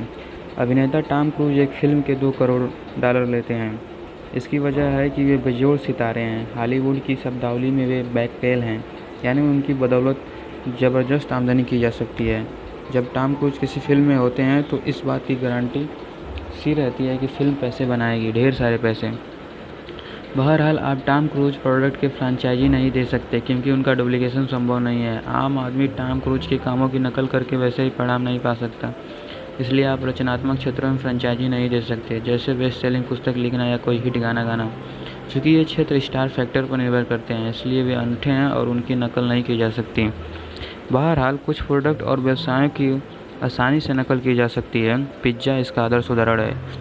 इसमें डालने वाले पदार्थ बहुतायत में मिलते हैं और सस्ते भी हैं। एक आदर्श प्रोडक्ट बनाने में सिर्फ चंद मिनट लगते हैं और हाई स्कूल की शिक्षा प्राप्त या इससे भी कम शिक्षित कोई भी महत्वाकांक्षी व्यक्ति पिज़्ज़ा हट या डोमिनोज के फ्रेंचाइजी मॉडल की नकल करना सीख सकता है। आइए अब बात दिमाग में अच्छी तरह बिठा लें। सफल फ्रेंचाइजी बनने के लिए रॉकेट साइंटिस्ट जैसी योग्यताओं की ज़रूरत नहीं होती। इसके लिए तो बस एक आजमाए हुए सिस्टम की आदर्श नकल की ज़रूरत होती है। शून्य से शिखर तक। क्या डुप्लीकेशन के माध्यम से समय और पैसे की लीवरेजिंग अवधारणा कारगर है? इस सवाल के जवाब के लिए आपको तो बस यह देखना होगा कि पिछले 50 सालों में फ्रेंचाइजिंग के क्षेत्र में क्या हुआ। जिस समय रे क्रॉक ने अपने सिस्टम को डुप्लीकेट करना शुरू किया, उस वक्त ज़्यादातर लोग फ्रेंचाइजिंग को स्कैम मानते थे। अमेरिकी संसद ने तो इसे गैर कानून घोषित करने की भी कोशिश की थी। विडंबना देखिए, फ्रेंचाइजिंग की अवधारणा तब से अब तक कितनी ज़्यादा बदल चुकी है। विशेषज्ञों का अनुमान है कि आज अमेरिका में 34 से 60% वस्तुएं या सेवाएं फ्रेंचाइजिंग के माध्यम से डिस्ट्रीब्यूट होती हैं। आज दुनिया भर के चतुर निवेशक सफल फ्रेंचाइजिंग की नकल करने के अधिकार के लिए लाखों डॉलर का भुगतान कर रहे हैं। फ्रेंचाइजिंग की अभूतपूर्व सफलता के पीछे नकल या डुप्लीकेशन की अवधारणा का महत्वपूर्ण योगदान है। बहरहाल, फ्रेंचाइजिंग की सबसे बड़ी समस्या यह है कि फ्रेंचाइजिंग बनने के लिए बहुत सारा पैसा देना पड़ता है। सच तो यह है कि मैकडॉनल्ड्स का फ्रेंचाइजिंग बनने के लिए बहुत कम लोगों के पास $10 लाख की कुव्वत है। समस्या इस बात से और बढ़ जाती है कि फ्रेंचाइजी सिस्टम में सचमुच दौलतमंद बनने के लिए आपको बहुत से फ्रेंचाइजीज का मालिक बनना होगा और उन्हें चलाना होगा। वैकल्पिक फ्रेंचाइजी सर्वोच्च कॉपीकेट सिस्टम। मान लें फ्रेंचाइजी जैसी कोई ऐसी अवधारणा होती है जिसकी शुरुआती लागत सिर्फ $500 होती है, और मान लें कि यह वैकल्पिक फ्रेंचाइजी इंसान के पास मौजूद लीवरेज की वाली वृद्धि ग्रोथ के सबसे शक्तिशाली रूप का लाभ लेता है, चक्रवृद्धि के जरिए तीव्र घातांकीय वृद्धि। तब आपके पास दौलत का बनाने का सर्वोच्च कॉपीकेट सिस्टम होता है ना। अभी इतिहास के सबसे अमीर लोगों के पास दौलत बनाने का जो सिस्टम था, आज आम आदमी उसकी नकल कर सकता है। आज ऐसा तरीका है जिससे आप एक बार काम करके उसका 1000 बार भुगतान ले सकते हैं, बजाय इसके कि आप मौजूदा सिस्टम में 1000 बार काम करके सिर्फ एक बार भुगतान लें।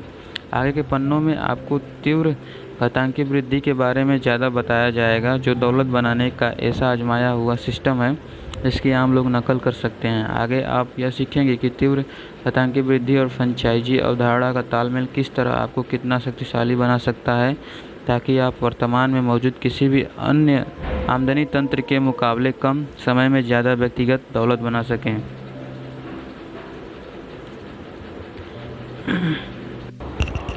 अध्याय 5 तीव्र घातांकीय वृद्धि दौलत बनाने का फार्मूला। अगर आप अमीर बनना चाहते हैं तो बस किसी ऐसे व्यक्ति को खोज लें जो बहुत सारे पैसे बना रहा हो और वही करें जो वह कर रहा है। जयपाल गेट्टी। मैं इस अध्याय की शुरुआत एक प्रसंग से करना चाहूँगा।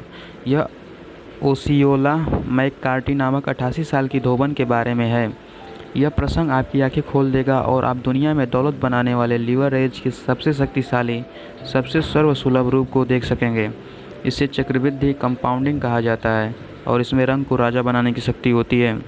मुश्किल ज़िंदगी। एक बात तो तय थी, ओसियोला मैककार्टी की ज़िंदगी मुश्किल थी। दूसरे गेड़े में ही उन्होंने स्कूल की पढ़ाई छोड़नी पड़ी। 8 साल की उम्र में ही वे पड़ोसियों के कपड़े धोने और प्रेस करने में अपनी मां की मदद करने लगी। 70 साल बाद भी ओसियोला धोबन का ही काम कर रही थी। द्वितीय विश्व युद्ध के अंत तक वे एक बंडल के $1.5 लेती थी। बंडल का मतलब था 4 लोगों के परिवार की हफ्ते भर की लॉन्ड्री। युद्ध के बाद उन्होंने भाव बढ़ाकर $10 प्रति बंडल कर दिए। सबसे अच्छे साल में भी दिन में 10 घंटे काम करने और सप्ताह में 6 दिन तक काम करने के बाद भी ओसियोला को कभी $9,000 से ज़्यादा आमदनी नहीं हुई। छोटी छोटी बचतों से बड़ा फ़र्क पड़ता है। 40 साल की उम्र में ओसियोला आखिरकार पैसे बचाना शुरू करने में कामयाब हुई। उन्होंने पहले तो पेनी और निकल बचाए, फिर क्वार्टर्स और अंततः डॉलर के नोट। उन्होंने अपनी बचत एक अस्थायी बैंक में जमा कर दी और उसे पलट कर नहीं देखा। वक्त के साथ उनकी बचत बढ़ती गई और मूलधन तथा बचत पर ब्याज बढ़ता चला गया। 1995 की गर्मियों में ओसियोला मैककार्टी ने, जो प्राइमरी स्कूल की ड्रॉप आउट थी और जिनकी आमदनी कभी एक साल में $9,000 से ज़्यादा नहीं रही, यूनिवर्सिटी ऑफ सदर्न मिसिसिपी को $1.5 लाख का दान दिया। चक्रवृद्धि दुनिया का 8वां चमत्कार। ऐसा कैसे संभव हुआ? लगभग अशिक्षित और औसत से कम आमदनी वाली आम महिला इतनी दौलत कैसे इकट्ठा कर पाई? ओसियोला के खुद शब्दों में, दौलत बनाने का रहस्य है चक्रवृद्धि ब्याज। वेबस्टर ने चक्रवृद्धि ब्याज को इस तरह परिभाषित किया है: मूलधन और संग्रहित ब्याज दोनों पर ब्याज का भुगतान। इस परिभाषा में प्रमुख शब्द है संग्रहित। अगर दोबारा निवेश करने के बजाय मूलधन या ब्याज को खर्चे कर दिया जाए तो चक्रवृद्धि की शक्ति कम हो जाती है। चक्रवृद्धि को दोगुना होने की अवधारणा भी कहा जाता है। इसने इतिहास में जितनी दौलत पैदा की है उतनी किसी निवेश साधन ने नहीं की। चक्रवृद्धि की बदौलत आपका पैसा आपके लिए हमेशा काम करता रहता है, भले ही आप काम न कर रहे हों। महान वैज्ञानिक अल्बर्ट आइंस्टीन ने तो चक्रवृद्धि को संसार का 8वां अजूबा कहा था। वाकई चक्रवृद्धि दौलत बनाने का ऐसा सिद्धांत है जो वॉल स्ट्रीट और बैंकिंग उद्योग को चलाता है। तीव्र घातांकीय वृद्धि इक्वल टू विस्फोट वृद्धि। चक्रवृद्धि में ऐसा क्या है जिसकी बदौलत इसे दुनिया का 8वां चमत्कार कहा जाता है? चक्रवृद्धि का कौन सा गुण छोटी सी बचत को दौलत में बदल देता है? जवाब है तीव्र घातांकीय वृद्धि, जो समय और धन की लीवरेजिंग का सर्वोच्च साधन है। आपको याद होगा कि अध्याय 3 में हमने सामान्य वृद्धि की सीमाओं के बारे में बात की थी। तीव्र घातांकीय और सामान्य वृद्धि में कितना ज़्यादा फर्क होता है, यह समझने के लिए आइए गणित के बुनियादी सिद्धांतों की समीक्षा कर लेते हैं जो हमने मिडिल स्कूल में सीखे थे। सामान्य लीनियर का मतलब है बुनियादी गणित के कुछ काम, जैसे साधारण जोड़ घटाना, आम सामान्य समीकरण कुछ इस तरह होता है। 5 + 5 = 10। इसका नाम सामान्य इसलिए पड़ा है क्योंकि इसमें वृद्धि सीधी लकीर या रेखा में होती है, कदम दर कदम। इसलिए हम लीनियर या सामान्य समीकरण को एकल घात की गणना कहते हैं। दूसरी ओर तीव्र घातांकीय का संबंध गुणा के ज़्यादा शक्तिशाली रूप वर्ग या घात से है। आम तीव्र घातांकीय समीकरण इस तरह का होता है: 5² = 25 बनाम लीनियर या सामान्य समीकरण 5 = 5 = 10।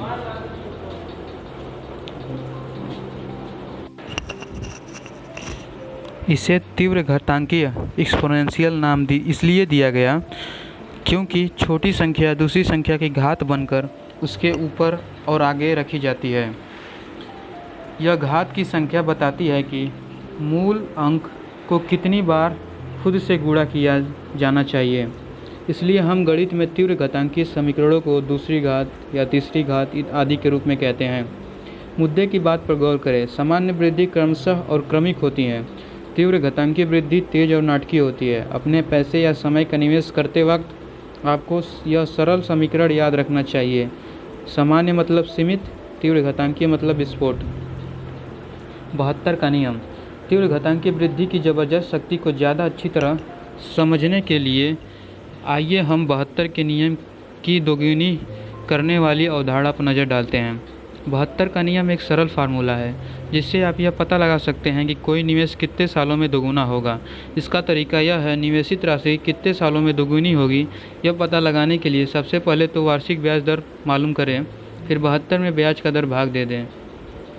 जवाब में आने वाली संख्या बताती है कि कितने साल में आपका पैसा दोगुना हो जाएगा। मिसाल के तौर पर मान लें कि आपने $10,000 की राशि शेयर बाज़ार में लगाई है जिससे आपको 10% का सालाना लाभ होता है। पिछले 50 सालों में शेयर बाज़ार का सालाना लाभ 10% है।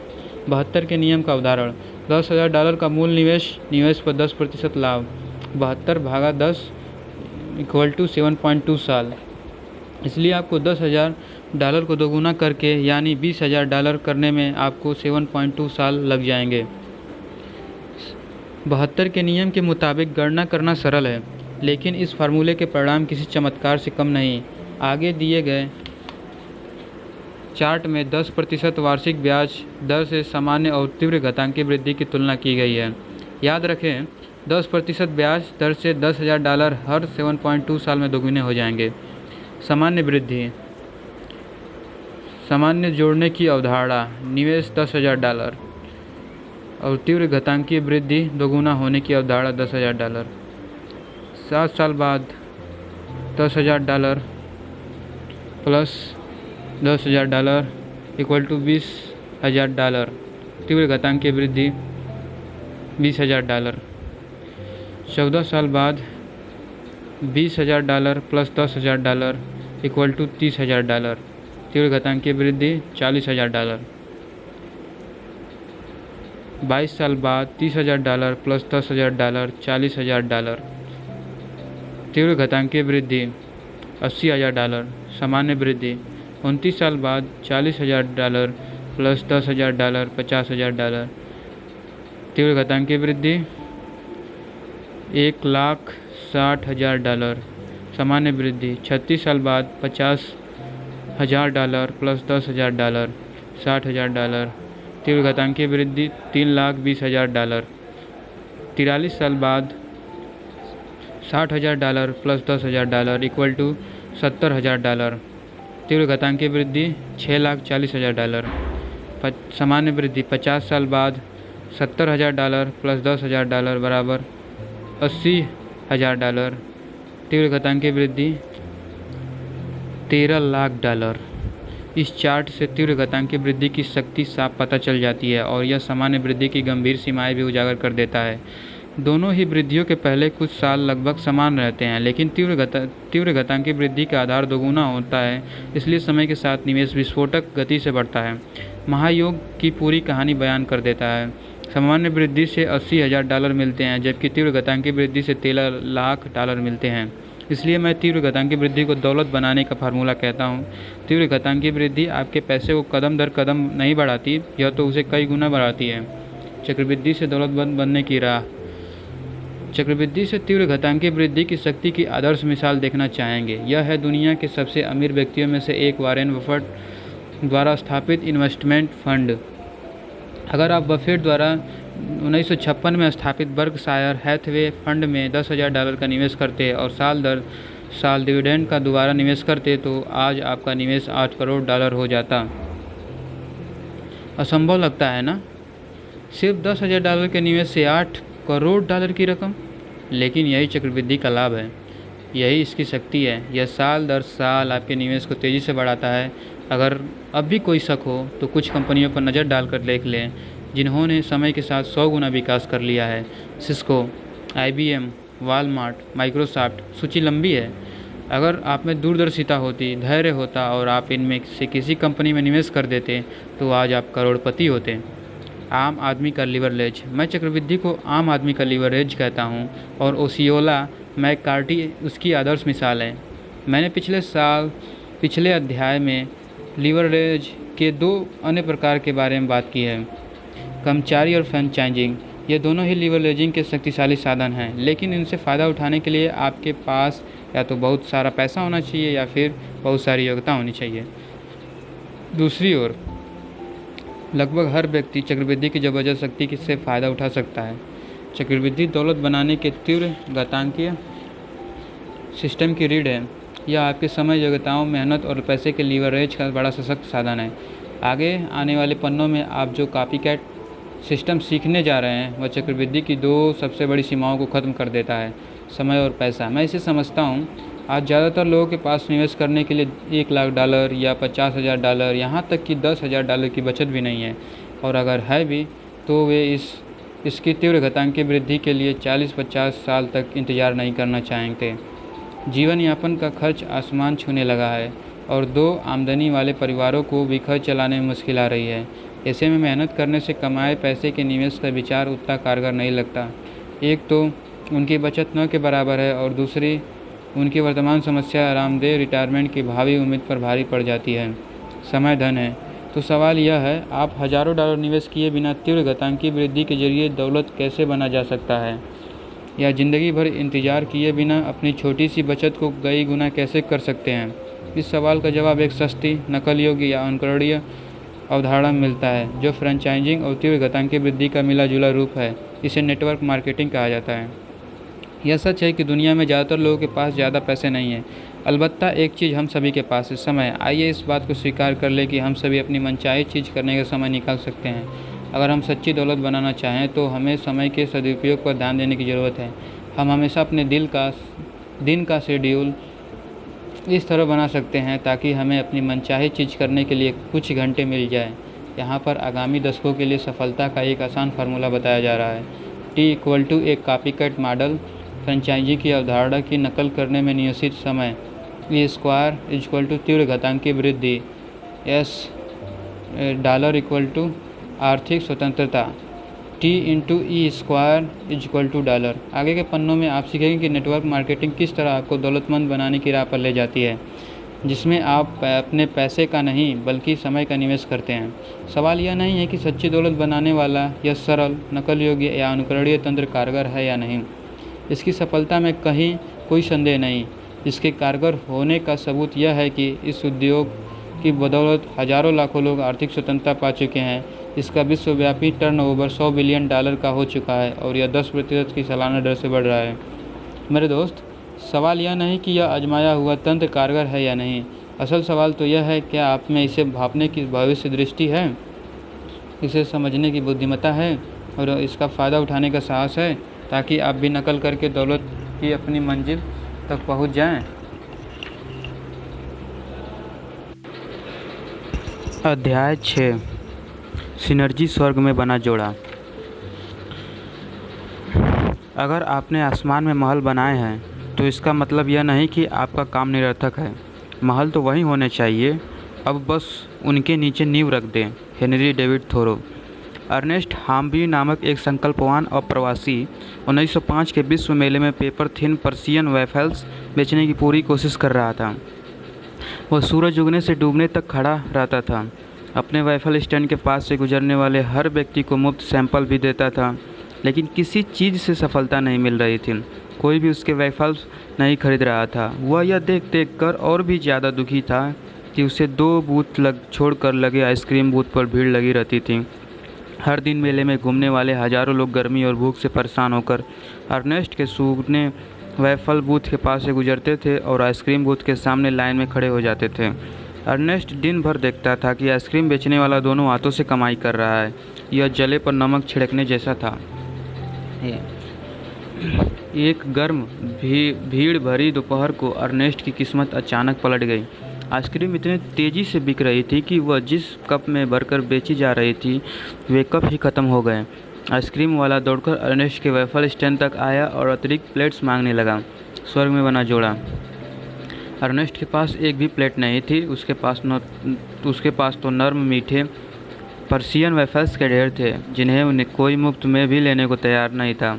अचानक अर्नेस्ट के मन में भी एक विचार आया, क्यों न अपने वेफल्स का एक कोन बना ले जिसकी आइसक्रीम बेची जा सके। उसने अपने विचार पर अमल करते हुए वेफल्स का कोन बनाया और वह जादू की तरह कामयाब हुआ। और यह आइसक्रीम कोन के साथ दुनिया की प्रेम कहानी की शुरुआत थी।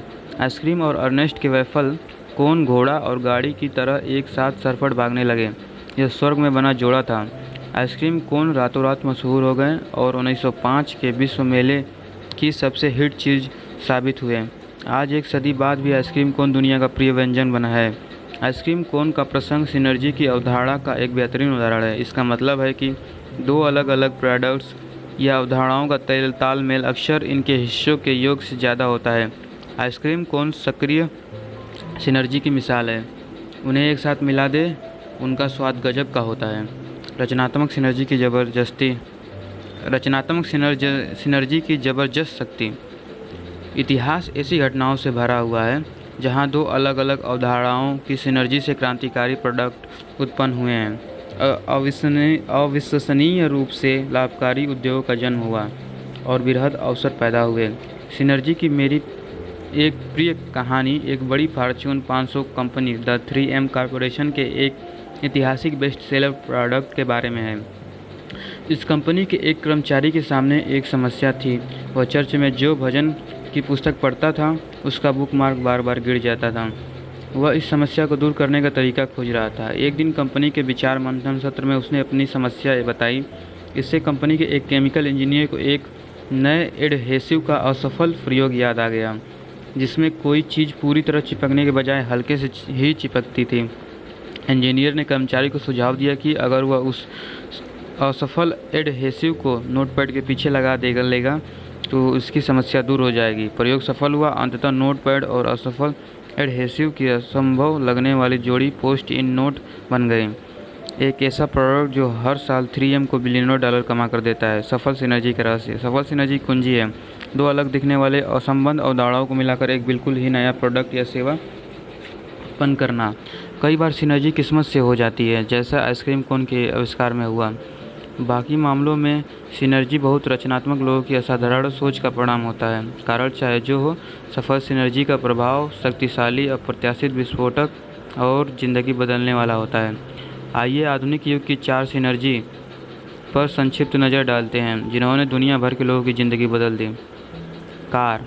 अगर विश्वव्यापी सर्वे में लोगों से किसी एक आविष्कार का नाम पूछा जाए तो जो 20वीं सदी का सबसे ज़्यादा प्रतिनिधित्व करता है, तो ज़्यादातर लोग संभवतः कार का नाम लेंगे। कार और कुछ नहीं, घोड़ा गाड़ी और इंटरनल कंबशन इंजन का सिनर्जी युक्त तालमेल है। इस सिनर्जी के जरिए जर्मनी में कार्ल बेंच और अमेरिका में हेनरी फोर्ड ने दुनिया को आधुनिक युग में पहुंचा दिया। ईमेल। क्या आप ईमेल के बिना बिजनेस करने की कल्पना कर सकते हैं? टेलीफोन के अपवाद को छोड़कर ईमेल आज उपलब्ध सबसे सस्ता और असरदार व्यावसायिक साधन है। पर्सनल कंप्यूटर और इंटरनेट। पर्सनल कंप्यूटर बेहतरीन सिनर्जी युक्त प्रोडक्ट है। कैलकुलेटर और टाइपराइटर का बेजोड़ तालमेल। 1960 के दशक में एप्पल कंप्यूटर के सह संस्थापक स्टीव जॉब्स ने एक सपना देखा। उनका सपना था कि निकट भविष्य में एक छोटा, सस्ता, अविश्वसनीय रूप से शक्तिशाली कंप्यूटर दुनिया के हर घर, ऑफिस और स्कूल की डेस्क पर रखा होगा।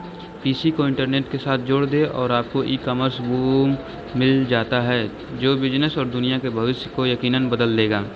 फ्रेंचाइजिंग। संभवतः फ्रेंचाइजिंग 20वीं सदी का सबसे सफल बिजनेस मॉडल है। फ्रेंचाइजिंग सीयर्स जैसे सफल चेन स्टोर और छोटे बिजनेस मालिक का सिनर्जी युक्त तालमेल है। यह अवधारणा पिछले 50 सालों में ज़बरदस्त सफल रही है। कुछ विशेषज्ञों का अनुमान है कि आज अमेरिका में बिकने वाली 1/3 वस्तुएं और सेवाएं फ्रेंचाइजी के माध्यम से बेची जाती है। यकीनन इन 4 सफल सिनर्जियों ने दुनिया पर बहुत ज़्यादा और गहरा असर डाला है। यकीनन इनमें हर सिनर्जी ने बेशुमार दौलत कमाने में अनगिनत लोगों की मदद की है, लेकिन यह कहना सुरक्षित है कि इस सूची का अंतिम उदाहरण फ्रेंचाइजी ही आम आदमी के लिए सबसे व्यवहारिक साधन है, जिसकी नकल करके वह दौलत की राह पर पहुंच सकता है। फ्रेंचाइजिंग नकलचियों का साकार स्वप्न। देखिए, एक बात तो तय है, बहुत कम लोगों के पास नया कंप्यूटर डिजाइन करने या बनाने, या कार डीलरशिप का मालिक बनने और चलाने, या फैक्स मशीन बेचने वाले रिटेलर स्टोर का मालिक बनने लायक दिमाग या पैसा होता है। यकीनन तो यह है कि आप इन व्यवसायों की नकल नहीं कर सकते, क्योंकि इनमें विशेष योग्यताएं या ढेर सारी रकम या दोनों की ही ज़रूरत होती है। यही फ्रेंचाइजिंग की सुंदर खासियत है। परिभाषा से ही स्पष्ट है कि फ्रेंचाइजिंग के मॉडल की नकल संभव है। अगर किसी प्रोडक्ट या सेवा की नकल नहीं हो सकती तो उसका फ्रेंचाइजी बनाना संभव नहीं है। फ्रेंचाइजिंग उपभोक्ताओं के लिए सचमुच वरदान है, क्योंकि इसकी बदौलत किसी सफल प्रोडक्ट या सेवा की दुनिया भर में सैकड़ों हज़ारों जगहों पर नकल की जा सकती है। एक बार फिर मैकडॉनल्ड्स इसका आदर्श उदाहरण है। पहला रेस्तरां सिर्फ एक शहर सैन बर्नार्डिनो, कैलिफोर्निया में था। वहाँ खाने वाला लगभग हर व्यक्ति मैकडॉनल्ड्स भाइयों के सस्ते हैमबर्गर्स और फ्रेंच फ्राइज का दीवाना था। लेकिन फ्रेंचाइजिंग से पहले इन चीज़ों का स्वाद सिर्फ स्थानीय लोग ही ले पाते थे, क्योंकि रेस्तरां एक ही शहर में था। फ्रेंचाइजिंग के जरिए मैकडॉनल्ड्स ने अपने बर्गर्स और फ्राइज को देश के हर शहर में पहुंचा दिया। आज 30,000 मैकडॉनल्ड्स रेस्तरां 119 देशों में है और हर 2 दिन में दुनिया में कहीं न कहीं एक नया रेस्तरां खुल रहा है। अगर उपभोक्ता फ्रेंचाइजी की अवधारणा से खुश है तो ज़रा सोचें कि फ्रेंचाइजी के मालिक और चलाने वाले कितने खुश होंगे। वे तो 7वें आसमान पर होंगे। स्पष्ट रूप से हज़ारों बिजनेस मालिक की नज़र में फ्रेंचाइजी नकलचियों का ऐसा सपना है जो साकार हो चुका है। फ्रेंचाइजिंग यह कैसे काम करती है? दरअसल फ्रेंचाइजिंग एक आजमाया हुआ तरीका है जिसके ज़रिए लोग किसी सफल बिजनेस की नकल करके दौलत की राह पर पहुंच सकते हैं। फ्रेंचाइजिंग सफल पार्टनरशिप की आदर्श मिसाल है। अम्ब्रेला कंपनी या फ्रेंचाइजी देने वाली किसी निवेशक को एक आजमाया हुआ लाभकारी सिस्टम बेचकर अपना मार्केट शेयर बढ़ाता है। निवेशक या फ्रेंचाइजी लेने वाला एक रेडीमेड बिजनेस को खरीदता है जिसमें जोखिम की आशंका न के बराबर रह जाती है, क्योंकि वह उन महंगी गलतियों से बच जाता है। भाग 3, नेटवर्क मार्केटिंग सर्वोच्च सिनर्जी। पल भर के लिए कल्पना करें कि आप दौलत बनाने वाली सर्वोच्च सिनर्जी पैदा करने के प्रभारी होते हैं, जो इतनी ज़बरदस्त, इतनी शक्तिशाली होती कि इस दुनिया में रहने वाले हर इंसान को स्पर्श करती और इस प्रक्रिया में उनकी ज़िंदगी को बेहतर बनाती तथा समृद्ध करती। आपको ऐसी नकल योग्य या अनुकरणीय सिनर्जी उत्पन्न करनी होती ताकि कोई भी उसकी नकल कर सके। आपको इतनी सस्ती सिनर्जी उत्पन्न करनी होती ताकि कोई भी उससे जुड़ सके। आपकी सिनर्जी सामान्य के बजाय तीव्र घातांकी दर से बढ़ती। आपकी सिनर्जी दुनिया भर में उपलब्ध होती। आपकी सिनर्जी पुरुषों और महिलाओं, युवाओं और वृद्धों, अमीरों और गरीबों सभी को फ़ायदा पहुंचाती। आपकी सिनर्जी दौलत बनाने का सर्वोच्च कॉपीकैट सिस्टम होती। देखिए, मुझे यह बताते हुए खुशी हो रही है कि दुनिया क्रांतिकारी सिनर्जी मौजूद है। यह स्वर्ग में बना जोड़ा है। दुनिया के इतिहास में दौलत बनाने वाले 2 सबसे शक्तिशाली साधनों का रचनात्मक तालमेल, फ्रेंचाइजिंग और तीव्र घातांकी वृद्धि का जोड़ा परिणाम है वह अवधारणा जिसे मैं सर्वोच्च सिनर्जी नेटवर्क मार्केटिंग कहता हूँ। सिनर्जी की कितनी बेहतरीन अवधारणा है, ऐसा फ्रेंचाइजिंग जो तीव्र घातांकी दर से बढ़े। नेटवर्क मार्केटिंग सिनर्जी का सर्वश्रेष्ठ उदाहरण है। यह आइसक्रीम है, या कार है, या फैक्स मशीन है। और मेरे शब्दों पर गौर करें, अगर आप सोच रहे हो कि फ्रेंचाइजी कितनी बढ़िया चीज़ है तो आपने अभी कुछ देखा ही नहीं है। नेटवर्क मार्केटिंग सर्वोच्च कॉपीकैट सिस्टम। नेटवर्क मार्केटिंग सर्वोच्च कॉपीकैट सिस्टम। मैंने हमेशा महसूस किया है कि मुझे आविष्कारक नहीं, सिर्फ अच्छा नकलची बनना है।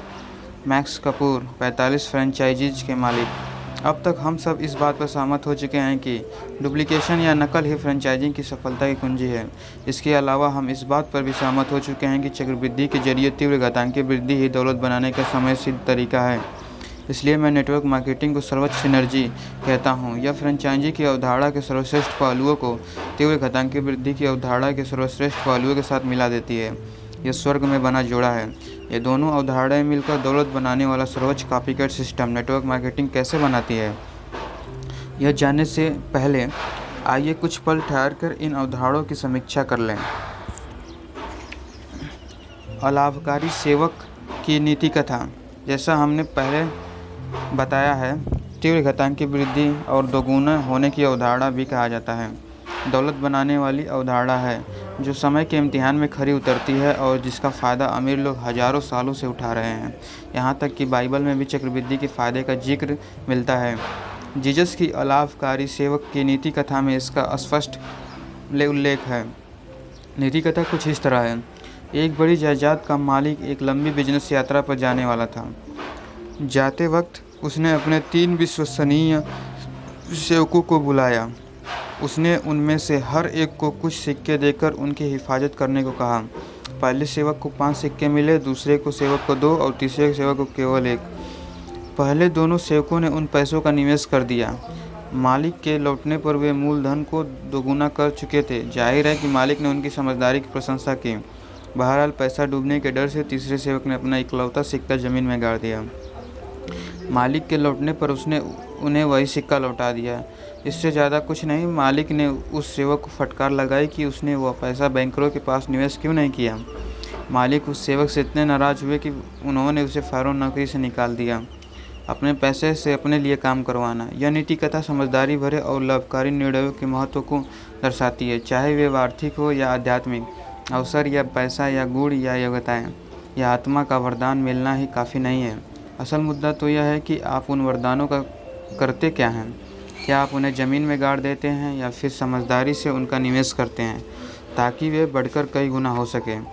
तीव्र घातांकीय वृद्धि की शक्ति स्पष्ट है। आप अपने पैसे से अपने लिए काम करवा सकते हैं और उसे 2 गुना, फिर 4 गुना, फिर 8 गुना और इसी तरह कई गुना कर सकते हैं।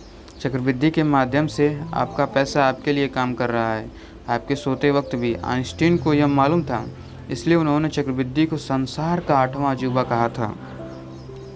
समय मुद्दा है। जाहिर है एक पेंच है, वरना दुनिया का हर व्यक्ति दौलत बनाने के तीव्र घातांकीय सिस्टम की नकल कर रहा होता और हम सभी अमीर होते, है ना। पारंपरिक चक्रवृद्धि की 2 चुनौतियां हैं जो हम में से ज़्यादातर लोगों के लिए काफ़ी बड़ी हैं।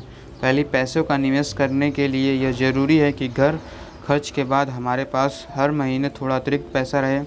दुर्भाग्य से ऐसा बहुत कम हो पाता है। जैसा एक कॉमेडियन ने एक बार कहा था, हम में से ज़्यादातर लोगों के पास पैसे खत्म होने के बाद भी बहुत सारा महीना बचा होता है।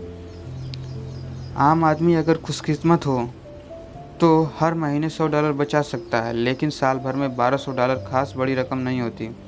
दूसरी चुनौती यह है कि चक्रवृद्धि के जरिए पैसा बढ़ाने में समय लगता है, काफ़ी समय। $1000 को दोगुना करने के लिए $2000 बनाने में 7 साल से ज़्यादा समय लगेगा, बशर्ते यह शेयर बाज़ार में 10% सालाना कमाए। दोगुना करने की अवधारणा खास आकर्षक नहीं लगती है, जबकि आपके पास निवेश करने के लिए $1000 से भी कम हो या सिर्फ कुछ $1000 हों। सच तो यह है कि ज़्यादातर लोग वक्त काटने में इतने ज़्यादा व्यस्त हैं कि चक्रवृद्धि के जरिए अमीर नहीं बन सकते। लेकिन नेटवर्क मार्केटिंग की बदौलत आज फ्रेंचाइजी जैसा एक सिस्टम है जो आपको दशकों के बजाय सिर्फ महीनों या सालों में तीव्र घातांकीय दौलत या स्वतंत्रता दिला सकता है। सिस्टम ये जवाब है। चूँकि नेटवर्क मार्केटिंग की नकल की जा सकती है, इसलिए यह दौलत बनाने की सर्वोच्च कॉपीकैट सिस्टम है। यह फ्रेंचाइजी जैसी ही अवधारणा है जिसकी लागत कम है। इसमें संयोग या किस्मत के दखल की गुंजाइश ही नहीं है। नेटवर्क मार्केटिंग में सफल होने के लिए आप में स्टार प्रतिभा का होना ज़रूरी नहीं है, टाइगर वुड्स या एंजेलिना जोली की तरह। इसके अलावा आपको अल्बर्ट आइंस्टीन या बिल गेट्स की तरह नैसर्गिक प्रतिभा का धनी होने की भी ज़रूरत नहीं है। मनोरंजन उद्योग के विपरीत नेटवर्क मार्केटिंग एक सितारे के आसपास नहीं बनता है, यह तो साधारण लोगों के इर्द गिर्द बनता है तो असाधारण परिणाम पा रहे हैं, एक आजमाए हुए सिस्टम की नकल करके जिसे वे दूसरे को भी सिखाते हैं। नेटवर्क मार्केटिंग का एक वर्णन यह भी है, औसत से ज़्यादा आमदनी कमाने वाली औसत लोग। फ्रेंचाइजी शुरू करने में लाखों डॉलर खर्च होता है, जबकि नेटवर्क मार्केटिंग फ्रेंचाइजी सिर्फ $500 के निवेश से ही शुरू हो जाता है। इसलिए कुछ विशेषज्ञ नेटवर्क मार्केटिंग को जनता का फ्रेंचाइजी कहते हैं और इसलिए मैं इसे वैकल्पिक फ्रेंचाइजी कहता हूँ। सही योजना की नकल करना। एक बड़ा व लाभकारी फ्रेंचाइजी बनना दरअसल वैसा ही है जैसा एक बड़ी लाभकारी नेटवर्क मार्केटिंग डिस्ट्रीब्यूटरशिप बनना। दोनों ही के लिए आपको हुनरमंद नकलची के रूप में अपनी ईश्वरदत्त प्रदत्त योजनाओं का लाभ उठाने की ज़रूरत होती है। जैसा कि हम सहमत हो चुके हैं, यह गुण आप में पहले से ही मौजूद है। नेटवर्क मार्केटिंग के माध्यम से आप फ्रेंचाइजी जैसी अवधारणा की नकल करते हैं जिससे सच्ची दौलत मिलती है। दूसरी ओर नौकरी के मार्ग की नकल करने से आपको सिर्फ अस्थायी आमदनी ही मिलती है। जब आप किसी फ्रेंचाइजी में पैसा निवेश करते हैं या जब आप नेटवर्क मार्केटिंग बिजनेस में समय निवेश करते हैं तो आप दरअसल सिस्टम में निवेश कर रहे हैं। शून्य से शुरू करके मैकडॉनल्ड्स जितना विशाल मल्टी बिलियनियर कॉरपोरेशन बनाने की कोशिश करने के बजाय क्या इसमें ज़्यादा समझदारी नहीं है कि सफलता के इसके ब्लूप्रिंट का अनुसरण किया जाए। सबसे बढ़कर मैकडॉनल्ड्स कॉरपोरेशन और फ्रेंचाइजीज़ को एक त्रुटि रहित सिस्टम देता है। लोग मैकडॉनल्ड्स के बेहतरीन ट्रेनिंग सेंटर का नाम सुनकर हंस सकते हैं, लेकिन जिसे हैमरबर्ग यूनिवर्सिटी कहा जाता है, लेकिन मैकडॉनल्ड्स के मुख्यालय प्रशिक्षण और शिक्षा में इसे बहुत अहम माना जाता है। मैकडॉनल्ड्स फ्रेंचाइजी बनाने के लिए आपको हैमरबर्ग यूनिवर्सिटी जाना होगा और उनके आजमाए हुए सिस्टम की नकल करना सीखना होगा। ये एक ऐसा तंत्र जो जादू की पुड़िया की तरह 50 सालों से कारगर है। अगर आप सिस्टम की नकल नहीं करना चाहते तो आपको फ्रेंचाइजी मिलता ही नहीं है। यह इतना ही नहीं आसान समीकरण है। मैकडॉनल्ड्स वाले कतई नहीं चाहते कि उनका कोई फ्रेंचाइजी असफल हो। फ्रेंचाइजिंग विजेता है। मुझे लगता है यह कहना सुरक्षित है कि 1980-1990 के दशक में फ्रेंचाइजिंग दुनिया की सबसे गर्मागर्म अवधारणा थी और यह इस उद्योग में अब भी अभूतपूर्व वृद्धि हो रही है। एंटरप्रेन्योर पत्रिका के अनुसार 2009 में दुनिया भर के 7,50,000 फ्रेंचाइजी ने $1 ट्रिलियन की बिक्री की। आपने सही पढ़ा, $1 ट्रिलियन। सिर्फ 50-60 साल पहले फ्रेंचाइजी को धोखाधड़ी माना जाता था और अमेरिकी संसद इस पर प्रतिबंध लगाने वाली थी। इसे देखते हुए आज इसकी विश्व स्तरीय प्रतिष्ठा को देखकर हैरानी होती है। नेटवर्क मार्केटिंग फ्रेंचाइजिंग की तुलना में कैसी है? नेटवर्क मार्केटिंग कंपनी सफल फ्रेंचाइजी जैसी भूमिका निभाती है। नेटवर्क मार्केटिंग कंपनी अपने फ्रेंचाइजी जो डिस्ट्रीब्यूटर के नाम से ज़्यादा मशहूर है की मदद करने के लिए क्वालिटी प्रोडक्ट और एक साथ रेडीमेड सिस्टम देती है, जिसे आजमाई हुई नेटवर्क मार्केटिंग और शैक्षणिक सामग्री का समर्थन हासिल होता है, जैसे ब्रोशर्स, फ्लायर्स, टिप्स आदि। फ्रेंचाइजिंग और नेटवर्क मार्केटिंग दोनों इस सिस्टम में असल कुंजी है। आपका सफलता नवाचार, नए प्रयोग नहीं बल्कि नकल करने की आपकी योग्यता पर निर्भर करती है। आप निर्धारित सिस्टम की नकल में जितने माहिर होंगे उतने ही ज़्यादा सफल बनेंगे, चाहे आप नेटवर्क मार्केटिंग कंपनी में कभी भी शामिल हो। आप हमेशा अपनी कंपनी का मुखिया होते हैं और आपका हर स्वतंत्र डिस्ट्रीब्यूटर भी अपनी कंपनी का मुखिया होता है। यह सचमुच सीईओ का नेटवर्क है। फ्रेंचाइजी की तुलना में नेटवर्किंग के फ़ायदे। हालांकि फ्रेंचाइजिंग और नेटवर्किंग दोनों ही नकल पर आधारित सिस्टम्स हैं, लेकिन फ्रेंचाइजिंग की तुलना में नेटवर्किंग के लाभ ज़्यादा हैं। इन दोनों आजमाए हुए कॉपीकैट सिस्टम्स के तुलनात्मक चार्ट पर नज़र डालें। फ्रेंचाइजिंग बनाम नेटवर्क मार्केटिंग। फ्रेंचाइजी शुरू करने की औसत लागत $1 लाख से ज़्यादा होती है। नेटवर्क मार्केटिंग शुरुआती लागत $5,000 या इससे भी कम होती है। फ्रेंचाइजिंग पैसे के बदले समय देना, सामान्य वृद्धि। नेटवर्क मार्केटिंग आमदनी तीव्र घातांकी दर से बढ़ती है। फ्रेंचाइजिंग आपको हर महीने 3 से 10% फ्रेंचाइजी फ़ी देनी होती है। नेटवर्क मार्केटिंग कंपनी आपको अपने संगठन का 3 से 28% भुगतान देती है। फ्रेंचाइजिंग कर्मचारी को नौकरी पर रखना पड़ता है। नेटवर्किंग किसी कर्मचारी की ज़रूरत नहीं होती। फ्रेंचाइजिंग काम फैलने पर ओवरहेड के खर्च बढ़ जाते हैं। नेटवर्किंग घरेलू बिजनेस। फ्रेंचाइजिंग आपको स्टोर खोलने की अवधि के हिसाब से काम करना होता है। नेटवर्किंग अपने काम के घंटे आप खुद तय करते हैं। फ्रेंचाइजी सीमित इलाका। नेटवर्किंग राष्ट्रीय और अंतर्राष्ट्रीय इलाका। फ्रेंचाइजिंग किसी दूसरे का सपना साकार करना। नेटवर्किंग अपना खुद का सपना साकार करना। जैसा आप देख सकते हैं, नेटवर्किंग फ्रेंचाइजी के सर्वश्रेष्ठ गुण तो शामिल कर लेती है, एक नकल योग्य या अनुकरणीय सिस्टम की अवधारणा, लेकिन बुरी चीज़ों को छोड़ देती है। परिणाम स्वरूप नेटवर्किंग कॉपीकैट के मार्केटिंग को एक बिल्कुल नए स्तर पर ले जाती है। इसलिए कुछ विशेषज्ञ नेटवर्क मार्केटिंग को मुफ्त उद्यम के विकास का अगला चरण कहते हैं।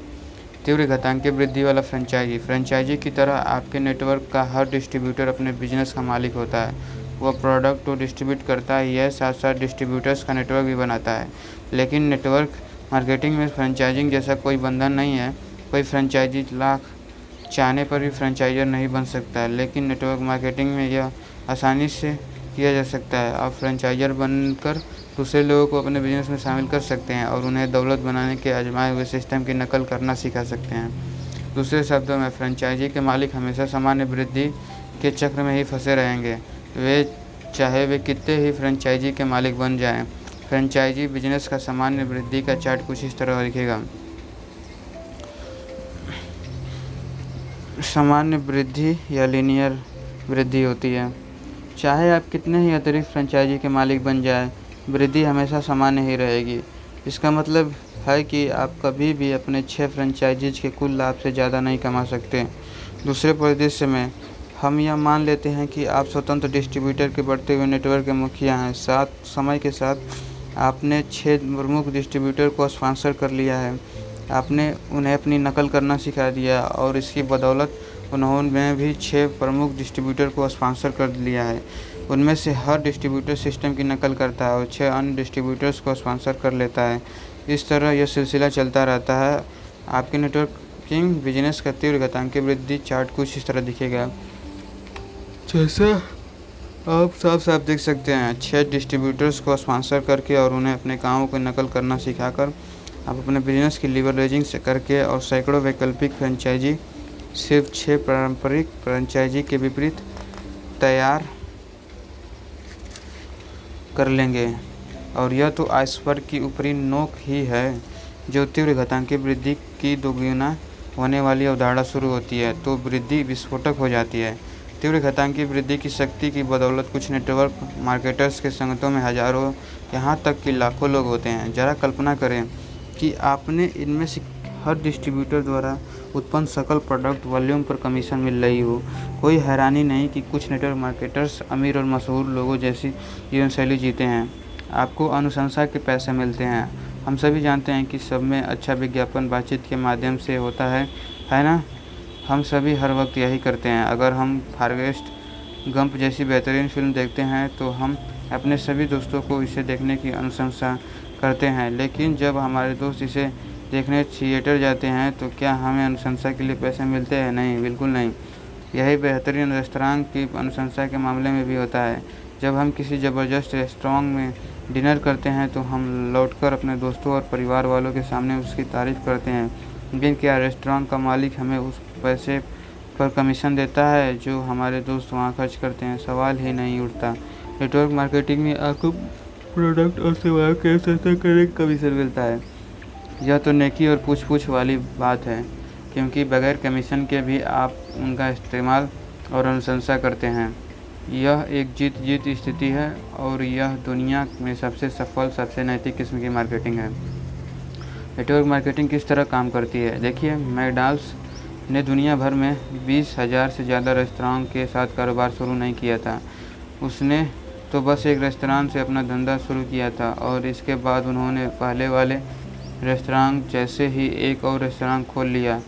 इसी तरह आप भी नेटवर्क मार्केटिंग के जरिए तीव्र घातांकीय वृद्धि शुरू कर सकते हैं। आप खुद से और एक अन्य व्यक्ति से शुरू कर सकते हैं। क्या आपको लगता है कि आप हर महीने एक व्यक्ति को अपने बिजनेस में शामिल कर सकते हैं? सिर्फ एक पार्टनर जिसकी ज़्यादा स्वतंत्रता, सम्मान, खुशी और सुरक्षा में दिलचस्पी हो। एक पार्टनर जो अपनी और अपने परिवार वालों की ज़िंदगी बेहतर बनाने में दिलचस्पी रखता हो। एक महीने में एक अच्छा व्यक्ति सफल होने के लिए बस इतने ही की ही ज़रूरत होती है। एक महीने में एक व्यक्ति करके 4096 व्यक्ति हो सकते हैं। जब आप उस व्यक्ति को अपने नेटवर्क में स्पॉन्सर कर लेते हैं तो आप उसके कोच बन जाते हैं। आपकी कंपनी के प्रोडक्ट्स बेचने पर पूरी कोशिश केंद्रित करने की ज़रूरत नहीं होती है। आपको अपनी टीम के नए व्यक्ति को सिस्टम की सफलतापूर्वक नकल करना सिखाना होगा।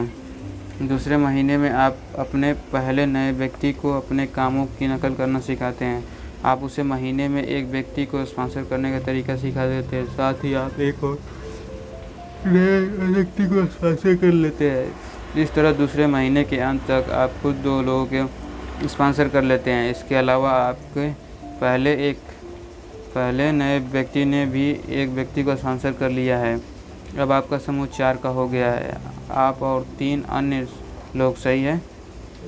फिर आप स्पॉन्सरिंग की सफलता के सिस्टम की नकल करते जाते हैं और अपने नए पार्टनर्स को अपनी नकल करना भी सिखाते हैं। तीसरे महीने, चौथे महीने, 5वें महीने और सिलसिला चलता रहता है। पहले साल के अंत तक आप व्यक्तिगत रूप से 12 लोगों को स्पॉन्सर कर लेते हैं, एक महीने में एक, और उनमें से हर एक भी एक महीने में एक स्पॉन्सर कर लेगा।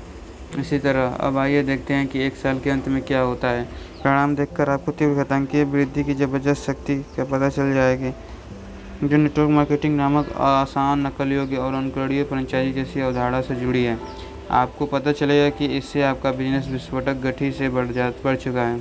एक महीने में सिर्फ एक व्यक्ति को स्पॉन्सर करके और उसे अपने कामों की नकल करना और महीने में एक नए व्यक्ति को स्पॉन्सर करना सिखाकर साल के अंत तक आपके संगठन में 4096 डिस्ट्रीब्यूटर यानी वैकल्पिक फ्रेंचाइजी हो जाएंगे। एक रोमांचक पहलू पर गौर करें, कंपनी आपको अपने संगठन के सेल्स वॉल्यूम का कमीशन देती है। अगर नेटवर्क मार्केटिंग कमीशन 3 से 28% भुगतान करती है तो आप हर महीने 12,000 से 20,000 डॉलर तक कमा लेंगे या इससे भी ज़्यादा। मेरे दोस्त, दौलत की राह की नकल करने का तरीका यही है। नेटवर्क मार्केटिंग के बारे में अविवादित तथ्य। हम नेटवर्क मार्केटिंग में निहित सिद्धांत के बारे में काफ़ी बात कर चुके हैं। अब आइए इस प्रगतिशील उद्योग से संबंधित कुछ तथ्यों पर नज़र डालते हैं। सबसे पहले तो फ्रेंचाइजिंग की ही तरह ही नेटवर्क मार्केटिंग उद्योग भी 60 साल से मौजूद है। यह निर्माता से उपभोक्ता तक प्रोडक्ट और सेवाएं पहुंचाने का शक्तिशाली और कार्यकुशल तरीका है। आज नेटवर्क मार्केटिंग 125 देशों में बिजनेस के वैध तरीके के रूप में स्थापित हो चुका है। आज दुनिया भर में लगभग 6.76 करोड़ लोग किसी न किसी नेटवर्क कंपनी के स्वतंत्र डिस्ट्रीब्यूटर हैं। अरबपति निवेशक वॉरेन बफेट भी एक नेटवर्क मार्केटिंग कंपनी खरीदकर इस उद्योग में कदम रख चुके हैं। यह स्पष्ट है, नेटवर्क मार्केटिंग सिर्फ पूरा सिद्धांत ही नहीं, यह अब विवादास्पद भी नहीं है। आज नेटवर्क मार्केटिंग वही है जहां फ्रेंचाइजी 40-50 साल पहले थी। वह जनता की फ्रेंचाइजी की अवधारणा है जो तीव्र घातांकीय गति से बढ़ती है। अब यह अपने चरम विकास के दौर पर दाखिल हो रही है।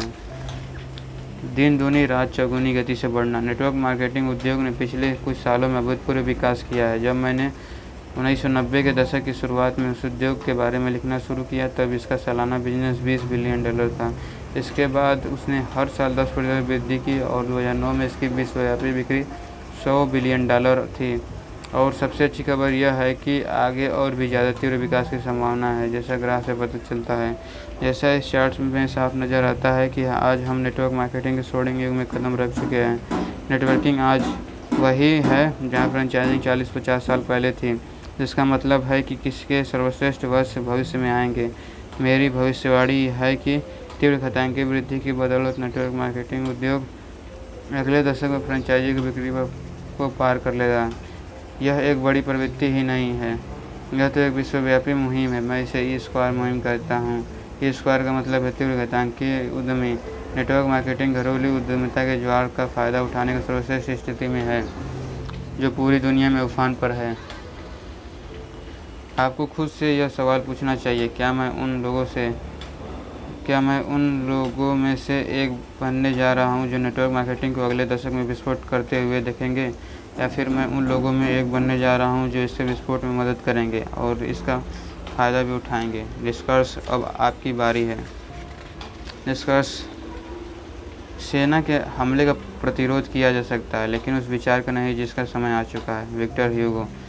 कॉपीकैट संबंधी पुस्तक को समाप्त करने का सबसे अच्छा तरीका प्रकृति के सबसे अच्छे नकलची प्रोफेशनली कैटरपिलर की कहानी बताना है। इस आकर्षक छोटे कीड़ों का यह नाम इसलिए पड़ा क्योंकि उनमें लाइन में चलने की अजीब आदत होती है, एक के पीछे एक। कैटरपिलर्स अपने साथियों के व्यवहार की नकल करने में माहिर होते हैं। दरअसल उन्हें और कुछ आता ही नहीं, सिर्फ नकल करना आता है।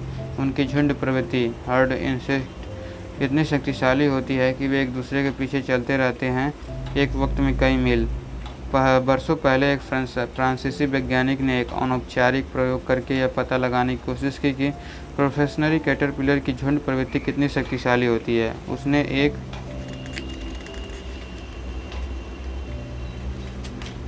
बड़े फूलदान के गोल घेरे पर कुछ कैटरपिलर्स रख दिए।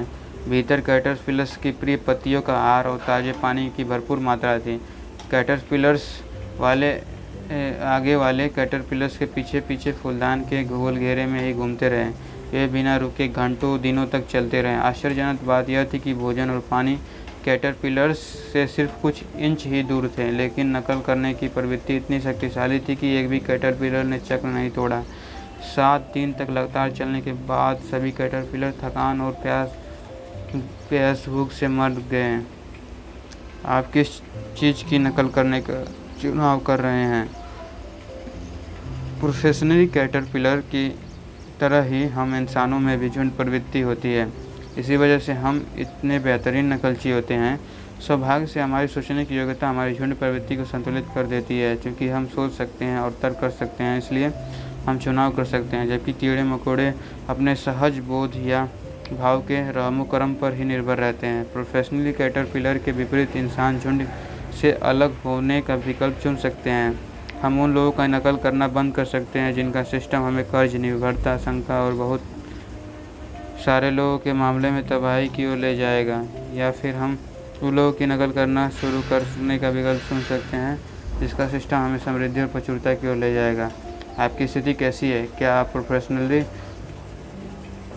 कैटरपिलर हैं, जैसे हैं जो अंधों की तरह अपने सामने वाले कैटरपिलर की योजना की नकल कर रहे हैं, जब तक कि आपका अंत भी 95% इंसानी प्रोफेशनली कैटरपिलर जैसा न हो जाए?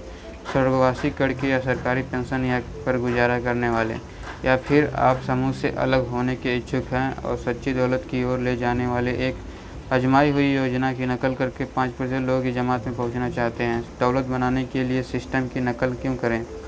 आप समूह का साथ क्यों छोड़ें और दौलत उत्पन्न करने वाले सिस्टम की नकल क्यों करें? इस सवाल का जवाब एक ही शब्द में दिया जा सकता है: स्वतंत्रता। कर्ज से स्वतंत्रता, हमेशा हमेशा के लिए। बॉस की सख्त निगरानी से स्वतंत्रता, जो हर पल आपके कंधे के पीछे से झांकता है। घर खर्च चलाने के लिए पार्ट टाइम नौकरियां करने से स्वतंत्रता। अपने काम के घंटे और वैकेशंस का शेड्यूल खुद तय करने की स्वतंत्रता। किसी दूसरे के सपने के बजाय अपने खुद के सपने साकार करने की स्वतंत्रता। और उस पूर्णकालिक तनाव से स्वतंत्रता जो बहुत कम पैसे की खातिर बहुत ज़्यादा काम करने से होता है। सच्ची दौलत का मतलब आप जो चाहें जब चाहें उसे करने के लिए आपके पास पर्याप्त पैसा और पर्याप्त समय हो। सच्ची दौलत फ्री स्वतंत्र शब्द को फ्री एंटरप्राइज, स्वतंत्र उद्यम में रख देती है। और मेरे दोस्त, यही सबसे कारण है कि हमें सच्ची दौलत बनाने के लिए सिस्टम की नकल करनी चाहिए। अब आपकी बारी है, आप इसे कर सकते हैं। नेटवर्क मार्केटिंग में सफल होने के लिए जितनी योग्यताओं की ज़रूरत होती है वे सब आप में हैं, क्योंकि आप पैदाइशी नकलची हैं। अब 95% लोगों के जमात से बाहर निकलने और दौलत बनाने के लिए सिस्टम की नकल करना शुरू करने का वक्त आ चुका है। उन कैटरपिलर्स की नकल करने से क्या फ़ायदा जो एक अंतहीन चक्र में गोल गोल घूम रहे हैं? झुंड से अलग होने और सच्ची दौलत व पूर्ण स्वतंत्रता पाने की अब आपकी बारी है। मज़े की बात तो यह है कि आपको कोई भी ऐसी चीज़ नहीं करनी है जिसे आप पहले से ही न कर रहे हो। आप पहले से ही नकल करने में माहिर हैं। क्या यह सच नहीं? तो फिर आप यह क्यों नहीं सोचते कि यह एक ऐसे सिस्टम की नकल करने का समय है जो आपके सपने साकार करने में आपकी मदद करेगा? आप यह क्यों नहीं सोचते कि आपको उस दकियानुसी सिस्टम से बाहर निकल जाना चाहिए जो आपको अपने सपनों का गला घोटने के लिए मजबूर करता है? भविष्य के बारे में आपके सच्चे डर क्या हैं? सच्ची दौलत बनाने वाले सिस्टम की नकल करने में डरने की कोई बात ही नहीं है। सच्चा डर तो यह है कि कहीं 65 साल की उम्र में हमारा अंत भी इस दुनिया के 95% लोगों जैसा न हो। स्वर्गवासी कड़के या परिवार, चर्च या देश की दया पर निर्भर। सच्चा डर अपने स्वर्णिम वर्षों में गरीब के स्तर की पेंशन पर रिटायर होना है। सच्चा डर तो अवसर ज़िंदगी से समझौता करना है, जबकि अपने आप दिल में जानते हो कि आप इससे बहुत ज़्यादा सक्षम हो। सच्चा डर अपने सपने छोड़ना है, इसलिए क्योंकि आपको ऐसी योजना की नकल करने का चुनाव किया है जो उन्हें कभी साकार नहीं कर सकती।